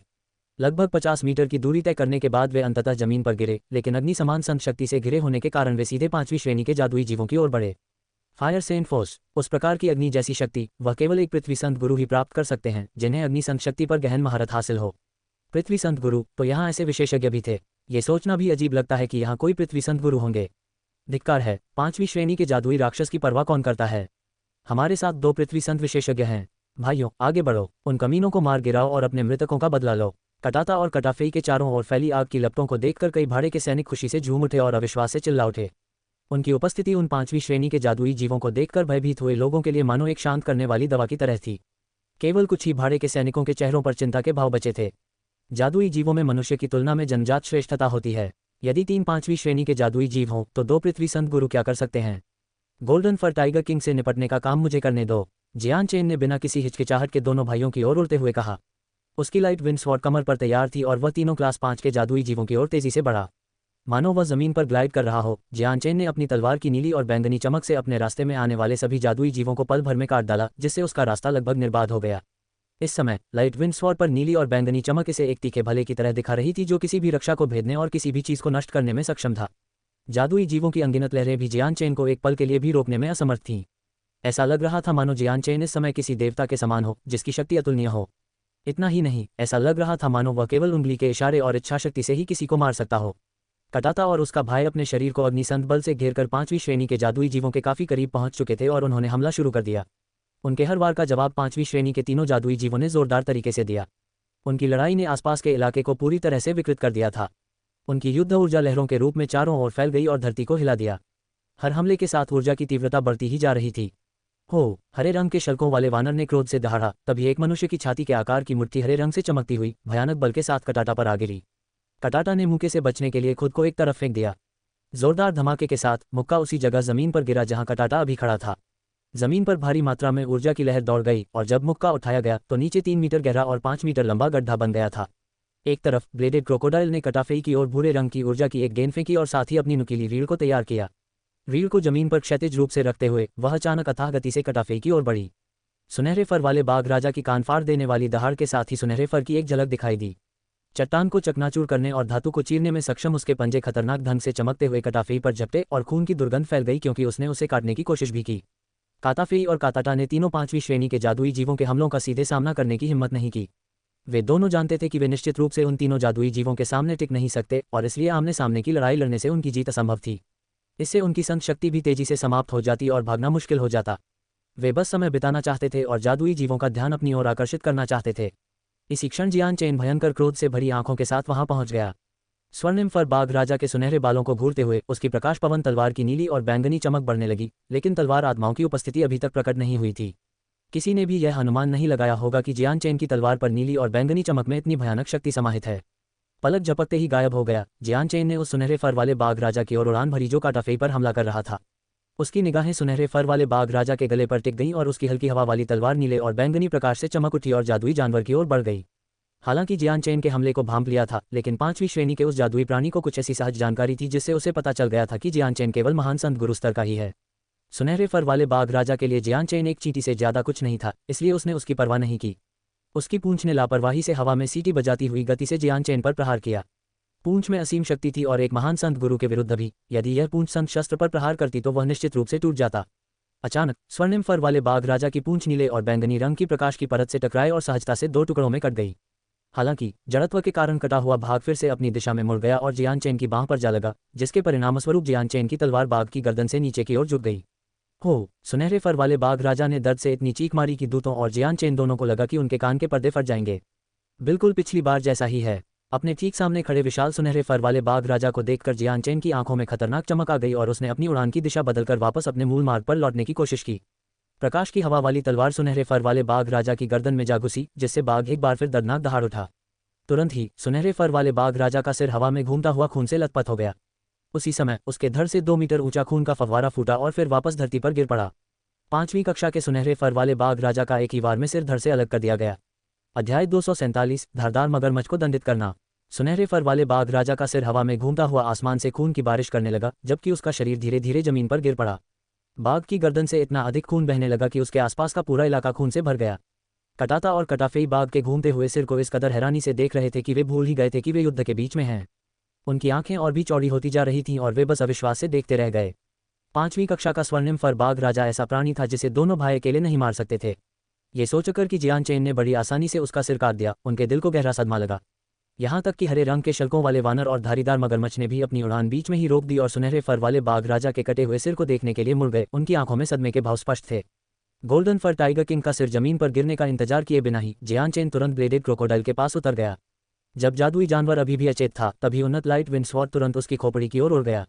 आने वाले खतरे को भांपते हुए ब्लेडेड क्रोकोडाइल तुरंत अपनी घबराहट से बाहर निकला और जियान चेन पर अपनी 7 धारदार रीढ़ की हड्डी से वार किया। एक भयंकर कान फाड़ने वाली आवाज सुनाई दी जैसे ही रीढ़ की हड्डी जियान चेन की तलवार की ओर सरकी। उसी समय उसने जियान चेन की गति से भी तेज गति से अपना सिर एक तरफ झुकाया। उसके सिर पर मिट्टी की एक परत जमने लगी जो स्टील के कवच के रंग और चमक जैसी लग रही थी और उसके सिर की रक्षा कर रही थी। डिंग! तलवार की रीढ़ पर स्थित एक धारदार भाग लाइट विंड स्वॉर्ड से टकराया और एक तीखा झटका लगा, जिससे जियान चेन की बाह में एक जोरदार कंपन हुआ। लाइट विंड स्वॉर्ड लगभग जियान चेन की बाह से छूट ही गया था, लेकिन उसने किसी तरह उसे पकड़े रखा। दूसरी ओर तलवार की धारदार रीढ़ पर भले ही धार और तलवार पर मौजूद नीले और बैंगनी प्रकाश के बीच कुछ ही क्षणों का संपर्क हुआ हो, तलवार ने एक धार पर एक छोटी सी दरार छोड़ दी। कुछ तलवारें जियान चेन की तलवार के पास से गुजरी। उनमें से एक तो जियान चेन की छाती में घुसकर उसकी पीठ से बाहर निकल आई। पलक झपकते ही जियान चेन का चेहरा पीला पड़ गया और उसके मुंह से खून बहने लगा। तलवार में अपार शक्ति थी और जब वह उसके शरीर में घुसी तो ऐसा लगा मानो कोई जंगली घोड़ा उससे टकरा गया हो, जिससे उसके शरीर को गंभीर चोटें आईं। जियान चेन की साधना विधि के कारण उसके आंतरिक अंग सामान्य से अधिक शक्तिशाली हो गए थे। सीने में उठ रहे दर्द को नजरअंदाज करते हुए उसने अपने होंठ दबाए और अपनी तलवार से ब्लेडेड क्रोकोडाइल पर जोरदार प्रहार किया। ब्लेडेड क्रोकोडाइल पीछे की ओर उड़कर जियान चेन पर ऊर्जा का एक बड़ा गोला फेंका। अपनी सहज बुद्धि के कारण गोल्डन फर टाइगर किंग के साथ जो हुआ था उसे देखने के बाद उसने तुरंत समझ लिया कि जियान चेन की तलवार का सीधा सामना करना उचित नहीं है। इसे विचलित करने में मेरी मदद करो। ब्लेडेड क्रोकोडाइल को पीछे हटते देख जियान चेन जोर से चिल्लाया। उसी समय उसने ऊर्जा के गोले से बचते हुए ब्लेडेड क्रोकोडाइल पर हमला कर दिया। जैसे ही काटाफेई जियान चेन की दृष्टि रेखा में आया, एक आकृति दिखाई दी। उसने अपनी पवित्र शक्ति के अग्नि समान सार से अपने पवित्र हथियार को लपेटते हुए ऊर्जा के गोले पर प्रहार किया। टकराना! ब्लेडेड क्रोकोडाइल द्वारा थूकी गई ऊर्जा की गेंद को काटाफेई की तलवार ने 2 हिस्सों में काट दिया था। गेंद से निकली भारी मात्रा में ऊर्जा तुरंत हवा में फैल गई और जमीन से धूल उड़ाते हुए काटाफेई, जियान चेन और ब्लेडेड क्रोकोडाइल को नजर से ओझल कर दिया। काटाफेई ने अपनी अग्नि जैसी शक्ति से चारों ओर के वातावरण को प्रकाश से भर दिया और अत्यंत तीव्र गति से आगे बढ़ा। धूल से उसकी दृष्टि पूरी तरह बाधित होने के बावजूद उसकी गति पर कोई असर नहीं पड़ा। लौ जैसी रोशनी कभी कभी तेजी से चमकती थी। जब काटाफेई ने अपनी तलवार को पूरी ताकत से घुमाया तो उसकी अग्निशक्ति के कारण उसकी तलवार के चारों ओर की धूल मानो गायब हो गई। धूल छंटने पर जियान चेन को केवल काटाफेई द्वारा ब्लेडेड क्रोकोडाइल के शरीर को हवा में उछालते हुए दिखाई दिया। उसका शरीर इतना विशाल था कि उसने आकाश के एक बड़े हिस्से को ढक लिया, जबकि उसके शरीर के सुरक्षात्मक कवच 2 भागों में फट गए थे और उनसे खून बह रहा था। आंखों से ओझल होते ही जियान चेन तेजी से हवा में उड़ गया। इससे पहले कि ब्लेडेड क्रोकोडाइल जमीन पर वापस गिर पाता, जियान चेन की लाइट विंड स्वॉर्ड नीले और बैंगनी प्रकाश से चमक उठी और उसने अविश्वसनीय गति से उसकी खोपड़ी पर वार किया। दर्शक केवल इतना ही देख पाए कि धारदार मगरमच्छ हवा में उड़ रहा था और उसका खून हवा में फैल रहा था। तभी जियान चेन अचानक प्रकट हुआ और उसके सिर को चूर चूर कर दिया। नीले और बैंगनी रंग की चमक के सामने धारदार मगरमच्छ की सारी सुरक्षा चकनाचूर हो गई और वह प्रकाश पवन तलवार के सामने तुरंत ढेर हो गया। ब्लेडेड क्रोकोडाइल का विशालकाय शरीर अंततः बिना हिले डुले जमीन पर गिर पड़ा। उसका सिर कई टुकड़ों में बंट गया था और उसके सिर पर लगे तलवार के विभिन्न घावों से खून और मस्तिष्क का पदार्थ बहने लगा था। बैंग! कुछ ही दूरी पर कटाटा को हरे रंग के शल्क वाले वानर ने जोरदार प्रहार किया, जिससे वह खून उगलते हुए हवा में एक तेज गोली की तरह पीछे की ओर उड़ गया। हरे रंग के शल्कों वाले वानर ने खून से लथपथ ब्लेडेड मगरमच्छ की ओर मुड़कर देखा। उसकी आंखों में एक भयावह चमक थी। उसने अपना सिर आकाश की ओर उठाया और दुख भरी दहाड़ मारी, फिर 30 मीटर लंबे पेड़ को पकड़कर जियान चेन पर हमला कर दिया। जियान चेन ने हिलने की जहमत भी नहीं उठाई, बल्कि लाइट विंड स्वॉर्ड ने पूरे क्षेत्र को तेज रोशनी से भर दिया और पलक झपकते ही पेड़ को लकड़ी के बुरादे में बदल दिया। तुरंत ही जियान चेन ने अपनी लाइट विंड स्वॉर्ड से हरे रंग के चमड़ी वाले बंदर के गले पर निशाना साधते हुए उस पर झपटा मारा। गुस्से से दहाड़ते हुए हरे रंग के शल्क वाले बंदर ने जियान चेन को लात मारकर दूर फेंक दिया। उफ! लात लगने से जियान चेन पीछे की ओर गिर पड़ा और उसके मुंह से खून की एक और घूंट निकल गई। 30 मीटर दूर जमीन से उठते ही उसका चेहरा पीला पड़ गया। बंदर की लात की अकल्पनीय ताकत से उसकी छाती बुरी तरह धंस गई थी। यहाँ तक कि उसकी हड्डियां भी चूर चूर हो गई थीं और उसके आंतरिक अंगों को भी काफी नुकसान पहुंचा था। हरे रंग के शल्कों वाले वानर ने जियान चेन को घूरते हुए उस पर धावा बोल दिया। उसके हर कदम के साथ जमीन कांप रही थी, जो इस बात का प्रमाण था कि वह जानवर कितना शक्तिशाली था। इसी क्षण ज्वाला के समान सार से युक्त तलवार की तीव्र ऊर्जा हरे रंग के वानरे की ओर अग्रसर हुई। तलवार की ऊर्जा के ठीक पीछे कटाफेई अपनी तलवार लिए खड़ा था। लाल तलवार की ऊर्जा को देखे बिना ही हरे रंग के परखने वाले वानर ने ज्वाला जैसी तलवार की ऊर्जा को झटक कर दूर कर दिया और उसे पूरी तरह से गायब कर दिया। जियान चेन ने लगभग अकेले ही 2 5वीं श्रेणी के जादुई जीवों को मार गिराया था, इसलिए हरे रंग के परखने वाले वानर का सारा ध्यान उसी पर केंद्रित हो गया। दूर से देखते हुए काटाफेई का चेहरा कठोर हो गया। जियान चेन को उठने के लिए संघर्ष करते देख उसका चेहरा पीला पड़ गया, क्योंकि उसे एहसास हो गया था कि हरा शल्क वाला वानर पल भर में उस तक पहुंच जाएगा। काटाफेई, हरे रंग के शल्क वाले वानर की शक्ति 5वें चक्र के पृथ्वी संत गुरु के बराबर होनी चाहिए। उसकी शक्ति इतनी विशाल है कि उससे आमने सामने लड़ना असंभव है, इसलिए बस समय बिताने की कोशिश करो। काता की कमजोर आवाज सुनाई दी। अध्याय 248, बंदर को गंभीर रूप से घायल करना। कटाफेई के शरीर से अग्निसंत शक्ति की एक लहर निकली और उसके चारों ओर एक हल्की ढाल बन गई, जिससे ऐसा प्रतीत हुआ मानो अग्नि देवता अभी अभी अवतरित हुए हों। हरे रंग के शल्कों वाले वानर ने अभी भी काटाफेई पर कोई ध्यान नहीं दिया। उसकी दोनों आंखें जियान चेन पर टिकी हुई थी, मानो उसके मन में उससे गहरी दुश्मनी हो। सीने में तेज दर्द से कराहते हुए जियान चेन लड़खड़ाते हुए जमीन से उठा। उसकी छाती की हड्डियां टूट चुकी थीं और कुछ टुकड़े उसके अंदरूनी मांस में चुभने लगे थे, जिससे उसे इतना दर्द हो रहा था कि उसके माथे पर पसीने की मोटी चादर दिखाई दे रही थी। हरे रंग के तंबू को अपनी ओर दौड़ते हुए देखकर जियान चेन का चेहरा गंभीर हो गया।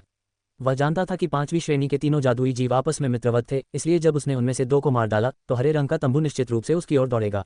ये देखकर कि हरे रंग के शल्क वाले वानर ने उसे पूरी तरह से नजरअंदाज कर दिया था, काटाफेई ने दबी आवाज में गुर्राया और उसके भीतर से अग्नि तत्व का एक और विस्फोट हुआ, जिसके बाद उसने 3 मीटर लंबी तलवार का रूप ले लिया। Cloud fire blade. एक जोरदार चीख के साथ उसके सिर के ऊपर तैरता हुआ लाल ब्लेड तुरंत एक टूटते तारे की तरह हवा में उड़ गया और हरे रंग के स्केल वाले वानर की ओर बढ़ गया। तभी हरे रंग के शल्क वाले वानर ने आखिरकार अपनी गति रोक दी।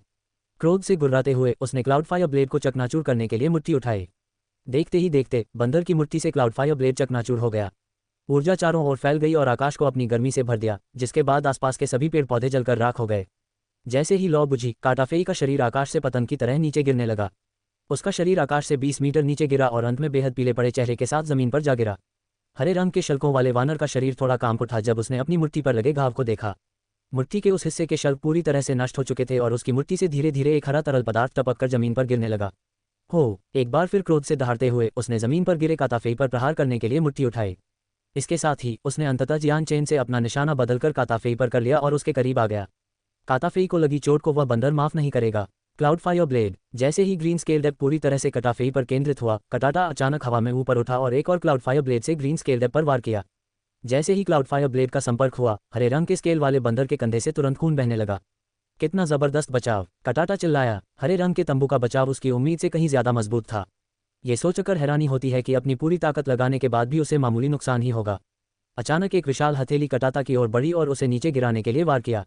हरे रंग के तंबू के शरीर का सहारा लेकर कटाता ने वार से बचने के लिए बंदर से दूर लात मारी। रक्तपिपासा आंखों से हरे रंग के शल्कों वाले वानर ने कटाटा की ओर झपट्टा मारा और एक बार फिर हवा से कटाटा को नीचे गिराने के लिए अपना हाथ तैयार कर लिया। कटाटा का चेहरा तुरंत बदल गया। चूंकि वह हवा में था, इसलिए उसके पास हिलने डुलने का कोई रास्ता नहीं था और हरे रंग के शल्क वाले वानर की मुट्ठी से बचने का भी कोई उपाय नहीं था। कटाटा ने जोर से चीख मारी और उसके शरीर से अग्नि शक्ति का एक विशाल विस्फोट हुआ। पल भर में ही यह शक्ति उसके पूरे शरीर को ढक लिया, जिसके बाद उसने अपने पवित्र हथियार का इस्तेमाल करते हुए हरे रंग के शल्क वाले वानर की मुट्ठी पर वार किया। हरे रंग के शल्कों वाला वानर भयभीत नहीं था और उसकी मुट्ठी लगातार गति में कटाटा को मारने के लिए आगे बढ़ती रही। हरे रंग के शल्कों की एक परत तुरंत उसके करीब आ गई। हरे रंग के शल्कों वाले वानर की मुट्ठी के जोरदार प्रहार से कटाटा की तलवार एक तरफ गिर गई और फिर जोर से उसके शरीर पर जा लगी। हड्डी टूटने जैसी आवाज के साथ कटाटा का शरीर हवा में उछल गया और उसके मुंह से खून बहने लगा। उसी समय जियान चेन ने अपने सीने में उठ रहे तीव्र दर्द को दबाते हुए बंदर की ओर छलांग लगाई। अपनी तेज हवा की तलवार को खतरनाक ढंग से चमकाते हुए उसने हरे रंग के शल्क वाले बंदर के गले पर वार किया। हरे रंग के शल्कों वाले वानर ने अचानक अपना सिर घुमाकर सीधे जियान चेन की ओर देखा। तलवार उसकी ओर आ रही थी, फिर भी उसने तलवार से बचने के लिए कोई हरकत नहीं की और इसके बजाय अपना विशाल हाथ उठाकर जियान चेन पर प्रहार किया।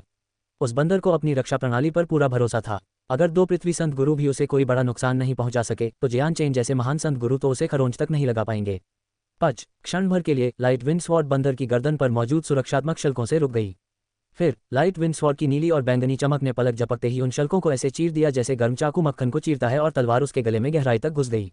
लगभग उसी समय हरे रंग के लंगूर ने अविश्वसनीय बल से जियान चेन की छाती पर अपना मुक्का मारा, जिससे उसके कुछ आंतरिक अंग फट गए। मुक्के से दूर उड़ते हुए जियान चेन को अपने शरीर में असहनीय दर्द महसूस हुआ और वह खून की उल्टी करने लगा।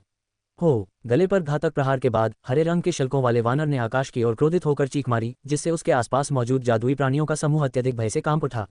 दूर से ही सभी भाड़े के सैनिक अपना काम रोककर धीरे धीरे हरे रंग के लंगूर की ओर देखने लगे। उनमें से हर कोई जानता था कि वेक सिटी को बचाया जा सकेगा या नहीं, या उनका अपना अस्तित्व भी इस एक लड़ाई पर निर्भर करेगा। ये लड़ाई न केवल वेक सिटी का भविष्य तय कर रही थी, बल्कि यह भी कि वहां रहने वाले मनुष्यों का पूरा समूह जीवित रहेगा या मर जाएगा।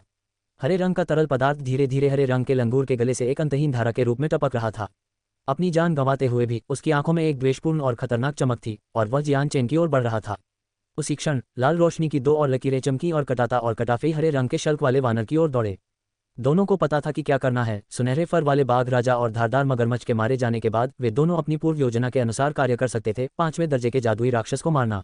भाई जियान चेन, जब तक हम हरे रंग के लंगूर को रोके रखते हैं, तब तक उसे मारने का मौका ढूंढो, कटाता ने अपनी जगह से चिल्लाकर कहा। हालांकि दोनों खुद बुरी तरह घायल थे, लेकिन अगर वे साथ मिलकर काम करते तो समय निकाल सकते थे। इसके अलावा हरे रंग के लंगूर की गर्दन पर भी गंभीर घाव थे। हालांकि वह तुरंत नहीं मरा, लेकिन उसकी ताकत पहले से कम हो गई होगी। कटाफी और कटाटा हरे रंग के धारीदार वानर से लड़ते रहे और समय समय पर कम से कम 3 बार पीछे की ओर गिरते रहे।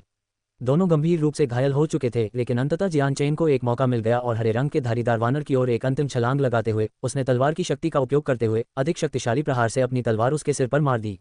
हरे रंग के शल्कों वाले वानर का विशालकाय शरीर धीरे धीरे कांपने लगा। एक हल्की सी लड़खड़ाहट के साथ वह अंततः जमीन पर गिर पड़ा। जियान चेन की बात करें तो उसके शरीर में ऊर्जा खत्म हो जाने के कारण वह भी बेहोश होकर जमीन पर गिर पड़ा। अध्याय 249 तेजस्वी संत मास्टर क्लास। कुछ समय बाद जियान चेन आखिरकार जाग गया। उसे एहसास हुआ कि वह एक नर्म बिस्तर पर सो रहा है। उसने अपने आसपास के क्षेत्र का जायजा लिया और पाया कि वह एक भव्य रूप से सजाए गए कमरे में है। एक युवती नींद में डूबी हुई एक स्टूल पर बैठी थी। अपने घावों का जायजा लेते हुए जियान चेन को एहसास हुआ कि उसके शरीर की आंतरिक हालत गंभीर है। ब्लेडेड क्रोकोडाइल ने जब अपनी नुकीली रीढ़ से उसकी छाती में वार किया था, तब अखरोट के आकार का एक छेद हो गया था और ग्रीन स्केल डेप के हमले से उसकी छाती की हड्डियां लगभग चूर चूर हो गई थीं। यहाँ तक कि उसके आंतरिक अंग भी बुरी तरह प्रभावित हुए थे, क्योंकि उनमें से कुछ फटने लगे थे।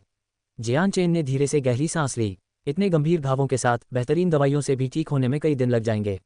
अभी वह ये बात जाहिर नहीं करना चाहता था कि वह रेडियंट सेंट फोर्स को नियंत्रित कर सकता है। इसका मतलब था कि वह कुछ नहीं कर सकता। आप जाग गए। नींद में डूबी हुई लड़की को अचानक एहसास हुआ कि जियान चेन जाग गया है और वह खुशी से चिल्ला उठी। जियान चेन के कुछ कहने से पहले ही उसने कहा, मालिक कृपया रुकिए, मैं स्वामी को सूचना देती हूँ। इतना कहते ही उसके चेहरे की थकान गायब हो गई और वह दौड़कर दरवाजे से बाहर निकल गई। कुछ ही देर में कदमों की आहट सुनाई दी और युनली और कमांडर डुओली तुरंत अंदर आ गए। हाँ, भाई जियान चेन, आप तो बड़ी जल्दी जाग गए।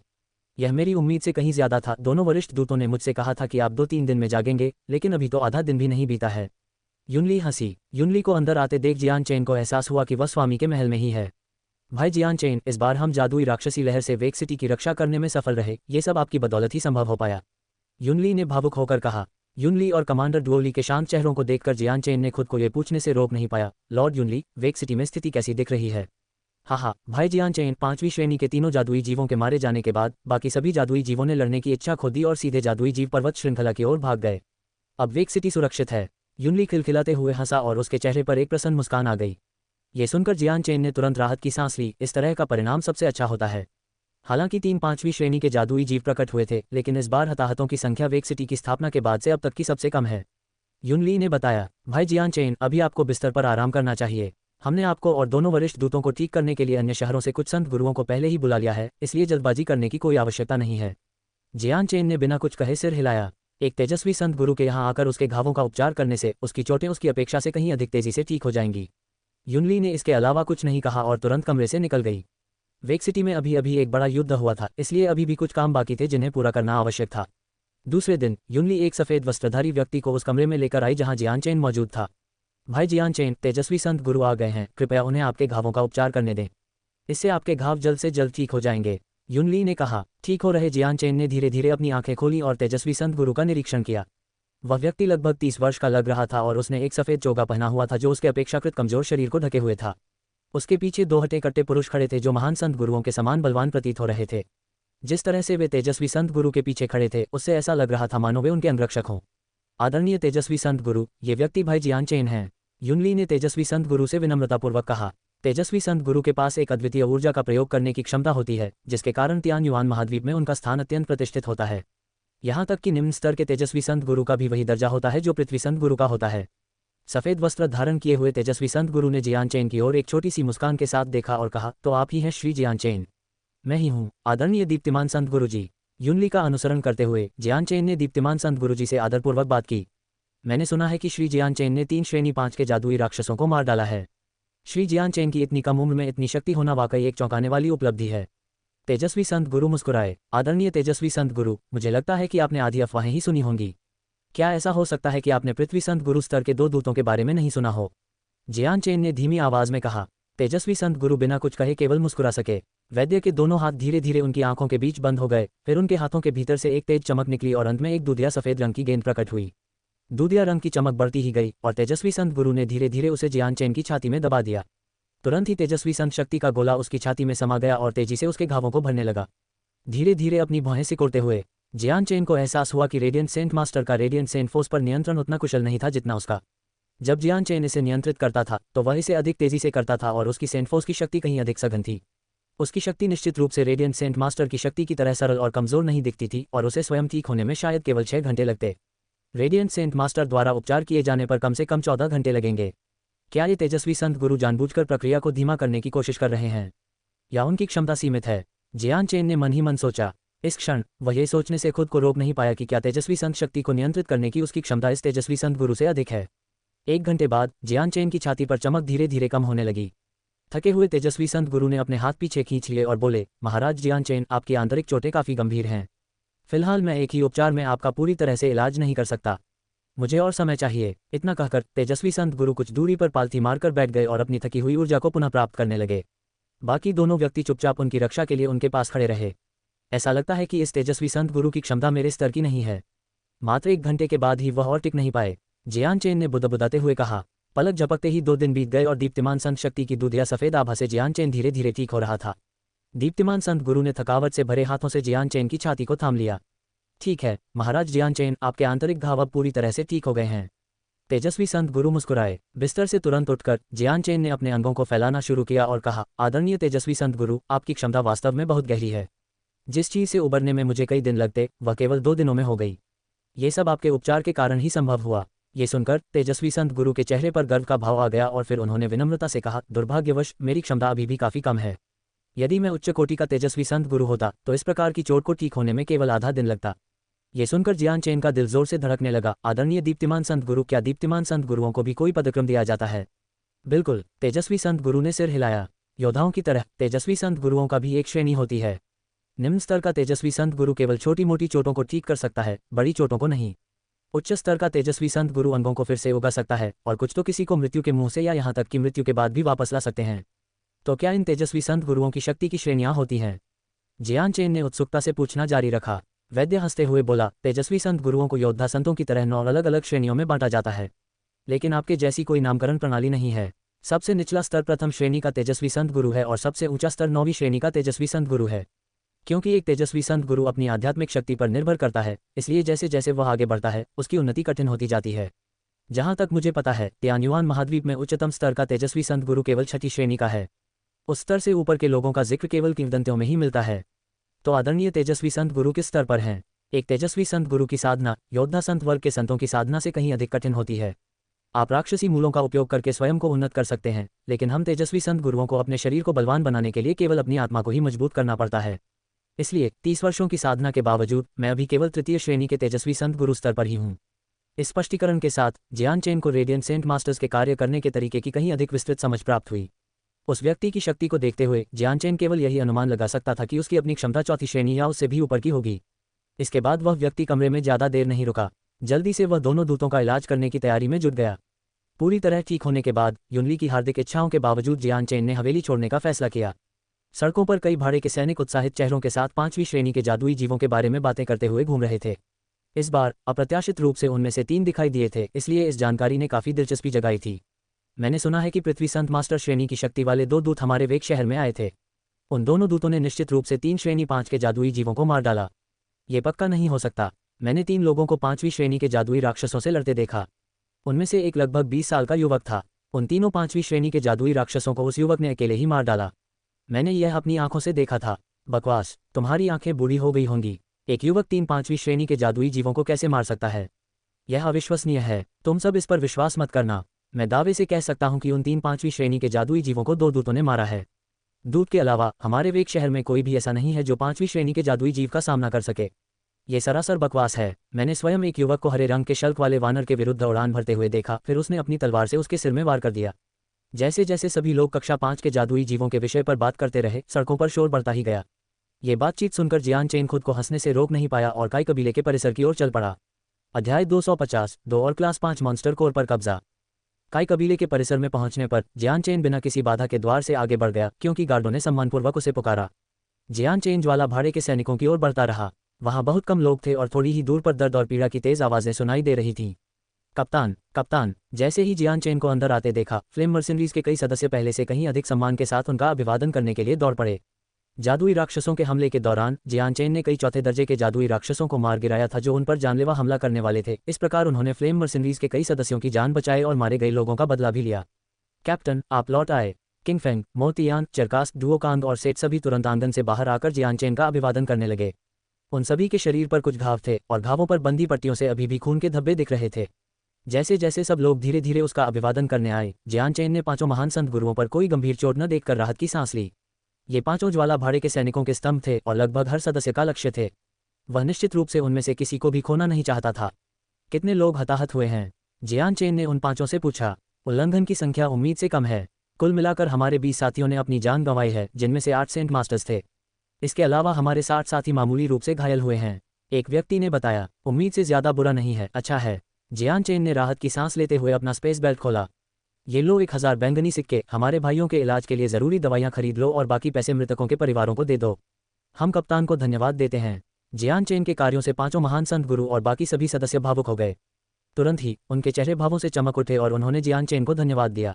भाड़े के सैनिकों में जहां अनेक अनाथ थे, वहीं उतने ही ऐसे भी थे जिनके माता पिता वृद्ध थे या पत्नी एवं बच्चे थे। उनमें से कई ने तियान युआन महाद्वीप पर अपनी जान जोखिम में डालकर अपना जीवन यापन किया था ताकि वे अपने परिवार का भरण पोषण कर सकें। वे अपने परिवारों की रीढ़ थे और आय का एकमात्र स्रोत। उनकी मृत्यु का अर्थ था कि उनके परिवार के पास जीविका कमाने का कोई साधन नहीं बचेगा और उन्हें कठिन जीवन जीना पड़ेगा। जियान चेन के कार्यों ने वहां मौजूद सभी लोगों को भावुक कर दिया। इसके साथ ही कई भाड़े के सैनिकों ने भविष्य में जियान चेन का अनुसरण करने का निश्चय कर लिया। ये कहा जा सकता है कि जियान चेन के इस कार्य ने सभी का स्नेह प्राप्त कर लिया था। 2 दिन बाद युनली और 2 गार्ड काई कबीले में पहुंचे और फिर उस छोटे से आंगन में चले गए जहां जियान चेन मौजूद था। भाई जियान चेन, पिछले 2 दिनों की तैयारी के बाद जादुई जीव लहर से प्राप्त सभी दानव कोर एकत्र कर लिए गए हैं। आपके योगदान के अनुसार इस स्पेस बेल्ट में मौजूद वस्तुएं आपके लिए हैं। इतना कहकर युनली ने जियान चेन को एक स्पेस बेल्ट सौंप दी। अंतरिक्ष बेल्ट के अंदर देखते हुए जियान चेन को राक्षस कोर का एक बड़ा ढेर दिखाई दिया। वहां क्लास 4 के राक्षस कोर की भरमार थी, लेकिन जियान चेन को सबसे ज्यादा आश्चर्य इस बात पर हुआ कि वहां 2 क्लास 5 के राक्षस कोर भी थे। कुल मिलाकर 400 class 3 monster core, 100 class 4 monster core और 2 क्लास 5 मॉन्स्टर कोर हैं। युनली ने उसे सौंपने के बाद समझाया, प्रभु, राक्षस कोर का वितरण तो मेरे लिए बहुत अधिक है। यहाँ मौजूद राक्षस कोर में से 1/4 चौथे स्तर के हैं और 2 5वें स्तर के भी हैं। इस तरह के वितरण से कई लोग नाराज होंगे। ये कहना भी उचित होगा कि ये 2 5वें स्तर के राक्षस कोर दोनों वरिष्ठ दूतों को दे दिए जाएं। 2 5वें स्तर के राक्षस कोर से ललचाते हुए भी जियान चेन जानता था कि वे केवल 3 ही हैं और यदि एक ही व्यक्ति को 2 मिल जाएं तो दोनों दूत इस निर्णय से बिल्कुल भी संतुष्ट नहीं होंगे। 5वें स्तर के राक्षस कोर दुर्लभ खजाने थे और जियान चेन 2 पृथ्वी संत मास्टर्स को नाराज नहीं करना चाहता था। भाई जियान चेन, इस तरह का बंटवारा आपके लिए पहले से ही अन्यायपूर्ण है। आपने जादुई राक्षसों के खिलाफ लड़ाई में बहुत योगदान दिया है। अगर आपको कुल क्लास 4 मॉन्स्टर कोर का आधा हिस्सा भी मिल जाए तो भी कोई शिकायत नहीं करेगा, क्योंकि जादुई क्रिस्टल तोपों से मारे गए क्लास 4 के जादुई राक्षसों को छोड़कर बाकी सभी को भाई जियान चेन ने ही मारा था। आपके प्रयासों से हमारे कई भाइयों की जान बच गई। और क्लास 5 मॉन्स्टर कोर की बात करें तो वरिष्ठ दूतों की यही इच्छा थी। युनली ने समझाया। हाँ, भाई जियान चेन, ये राक्षसी कोर आपके हैं, इसलिए इनसे पल्ला झाड़ने की कोशिश मत करो, बस इन्हें स्वीकार कर लो। उसकी हंसी रुकते ही सफेद वस्त्र पहने हुए कटाता और कटाफेई तेजी से अंदर आए और कटाता ने विनम्रता से कहा, पिछले 2 दिनों के दौरान कटाता और कटाफेई रेडियंट सेंट मास्टर और अपनी खुद की उपचार क्षमता की बदौलत तेजी से ठीक हो गए थे। भाई जियान चेन, भले ही आपके पास 2 5वीं श्रेणी के मॉन्स्टर कोर हैं, फिर भी हमें लगता है कि ये काफ़ी नहीं है। आखिर तीनों 5वीं श्रेणी के जादुई जीवों को आपने ही मारा है। अगर आप न होते तो हम दोनों में से कोई भी 5वीं श्रेणी के जादुई जीव को नहीं मार पाता और सिर्फ भाग ही पाता। 5वीं श्रेणी का सिर्फ एक मॉन्स्टर कोर होना भी अपने आप में बहुत बड़ी उपलब्धि है। कटाता ने हल्की हंसी और दयालु मुस्कान के साथ कहा, अगर दोनों वरिष्ठ दूत इस बात से सहमत हैं तो मैं इसे स्वीकार कर लूंगा। जियान चेन मुस्कुराया। जियान चेन भी कक्षा 5 के मॉन्स्टर कोर चाहता था, क्योंकि वे कक्षा 4 के मॉन्स्टर कोर से कहीं अधिक श्रेष्ठ थे। दोनों में गुणात्मक और मात्रात्मक रूप से बहुत बड़ा अंतर था, क्योंकि एक कक्षा 5 का मॉन्स्टर कोर कम से कम 10 कक्षा 4 के मॉन्स्टर कोर के बराबर था। भाई जियान चेन, मैंने तीनों 5वीं श्रेणी के जादुई जीवों के शव भी आपको देने की सहमति दे दी है। मुझे नहीं पता कि आप उनका क्या करेंगे, चाहे उन्हें नीलामी में भेजें या अपने निजी उपयोग के लिए।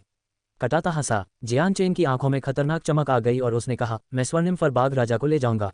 हरे रंग के लंगूर के शव की बात करें तो दूत उसे ले सकते हैं।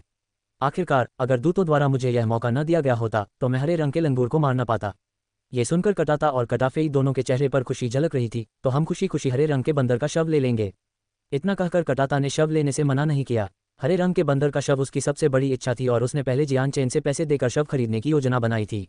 लेकिन अब जब जियान चेन ने उसे अचानक शव दे दिया था तो वह खुशी खुशी उसे स्वीकार कर लेगा। तीनों शवों में से हरे रंग के बंदर का शव सबसे उच्च कोटि का था, क्योंकि वह कम से कम 5वें चक्र के 5वें श्रेणी का जादुई जीव था। इस स्तर की शक्ति कटाता और कटाफेई दोनों से अधिक थी, इसलिए इसकी कीमत निश्चित रूप से सुनहरे फर वाले बाघ राजा और धारदार मगरमच्छ से अधिक होगी। इसके बाद जियान चेन और कटाता आपस में बातचीत करने लगे। कटाता के चेहरे पर एक बड़ी सी प्यारी मुस्कान थी, जिसे देखकर कोई भी उससे बात करते समय सहज महसूस करता था। दूसरी ओर कटाफेई का चेहरा एकदम भावहीन था। वह बगल में खाली चेहरे के साथ बैठा था, मानो एक मूर्ति हो, और उसने एक शब्द भी नहीं कहा। भाई जियान चेन, कल मैं और कटाफेई वेक सिटी छोड़कर अपने तियानलोंग शहर लौट रहे हैं। अगर आप कभी हमारे तियानलोंग शहर से गुजरें तो हमें ढूंढने के लिए स्वामी के महल में आएं। अगर आपको वहाँ कोई परेशानी हो तो उन्हें हमारा नाम जरूर बता देना। मुझे विश्वास है कि उसके बाद कोई भी आपसे पंगा लेने की हिम्मत नहीं करेगा। युद्ध के बाद कटाता जियान चेन की शक्ति से बहुत प्रभावित हुए। उन्होंने कई चौथे दर्जे के जादुई जीवों को चींटियों की तरह मार गिराया और 5वें दर्जे के सुनहरे फर वाले बाघ राजा को सिर पर एक ही तलवार के वार से मार डाला। फिर एक और वार से ब्लेडेड क्रोकोडाइल का सिर चकनाचूर हो गया। जो भी इस लड़ाई को देखता वह अवाक रह जाता। पृथ्वी संत गुरु होने के बावजूद कटाता और कटाफेई ने जियान चेन के सामने घमंड करने की हिम्मत नहीं की और इसलिए उन्होंने उनके साथ बराबरी का व्यवहार किया और उनके साथ सौहार्दपूर्ण संबंध बनाने की कोशिश की। जरूर, अगर कभी मुझे कोई परेशानी हुई तो मैं आपकी बातें याद रखूंगा। जियान चेन ने कृतज्ञता से मुस्कुराते हुए कहा। जल्दी से कटाता और कटाफेई दोनों आंगन से निकल गए। वहां केवल यूनली और जियान चेन ही रह गए। भाई जियान चेन, क्या आपके पास मेरे लिए कोई और प्रश्न है? यूनली ने विनम्रतापूर्वक पूछा। लॉर्ड यूनली, इस मामले में मुझे आपकी मदद की उम्मीद है। क्या आप मेरे लिए कुछ लोगों को ढूंढने में मेरी सहायता कर सकते हैं? जियान चेन तुरंत काम की बात पर आ गया। हाँ, कोई बात नहीं। मुझे नहीं पता कि भाई जियान चेन किसे ढूंढना चाहते हैं, लेकिन अगर वे वेक सिटी में हैं तो मैं उन्हें ढूंढने के लिए पूरे शहर को छान मारूंगा। यूनली हंस पड़ी। इसके बाद जियान चेन ने यूनली को कैंडल और अन्य मृत सदस्यों के नाम और शक्ल सूरत बताए और फिर कहा, लॉर्ड यूनली, क्या आप मेरे लिए उनके परिवारों को ढूंढ सकते हैं? यूनली ने अपनी भौहें सिकोड़ते हुए कहा, भाई जियान चेन, ये जानकारी बहुत कम है। इस जानकारी के आधार पर उन्हें ढूंढना मुश्किल हो सकता है, लेकिन चिंता मत कीजिए। यह मामला मैं खुद देखूंगा और पूरे शहर में खोजबीन करूंगा। चाहे मुमकिन हो या ना हो, मैं पता लगा लूंगा। अगर वे वेक सिटी में हैं तो मैं जरूर कुछ करूंगा। जियान चेन ने चुपचाप सिर हिलाया। अभी तो मेरी बस यही इच्छा है कि वे वेक सिटी में हों, वरना इतना विशाल महाद्वीप होने के कारण मैं उन्हें कहाँ ढूंढूंगा। ये बहुत दुख की बात है कि चाचा कैंडल की अचानक मृत्यु से मुझे बहुत कम जानकारी मिली। वे मुझे अपने परिवार के बारे में नहीं बता पाए, वरना मुझे इतनी परेशानी नहीं होती। भाई जियान चेन, इस कैंडल का आपसे क्या संबंध है? जियान चेन के चेहरे के भाव देखकर यूनली की जिज्ञासा जाग उठी। जियान चेन का चेहरा एक पल के लिए गंभीर हो गया। अंकल कैंडल ही वह उपकारी थे जिन्होंने मेरी जान बचाई और वे ही फ्लेम मर्सिनरीज के पहले कप्तान भी थे। तो बात ऐसी है। यूनली को अचानक सारी बातें समझ आ गईं। तुरंत ही वह जांच शुरू करने के लिए आंगन से निकल गया। दोपहर में फ्लेम मर्सिनरीज का एक सदस्य जियान चेन के आंगन में आया। कैप्टन, ब्लिडरेन मर्सिनरीज का कैप्टन आपसे मिलना चाहता है। ध्यानमग्न अवस्था में बैठे जियान चेन ने भीतर से अपनी आंखें खोलीं। उसका उद्देश्य क्या है? ऐसा लगता है कि वह आपकी जान बचाने के लिए आपको धन्यवाद देना चाहता है। भाड़े के सैनिक ने जवाब दिया। उसे बताओ कि कुछ दिन पहले हम सब इसी स्थिति में थे। मदद तो मिलनी ही चाहिए, इसलिए उसका धन्यवाद करना व्यर्थ है।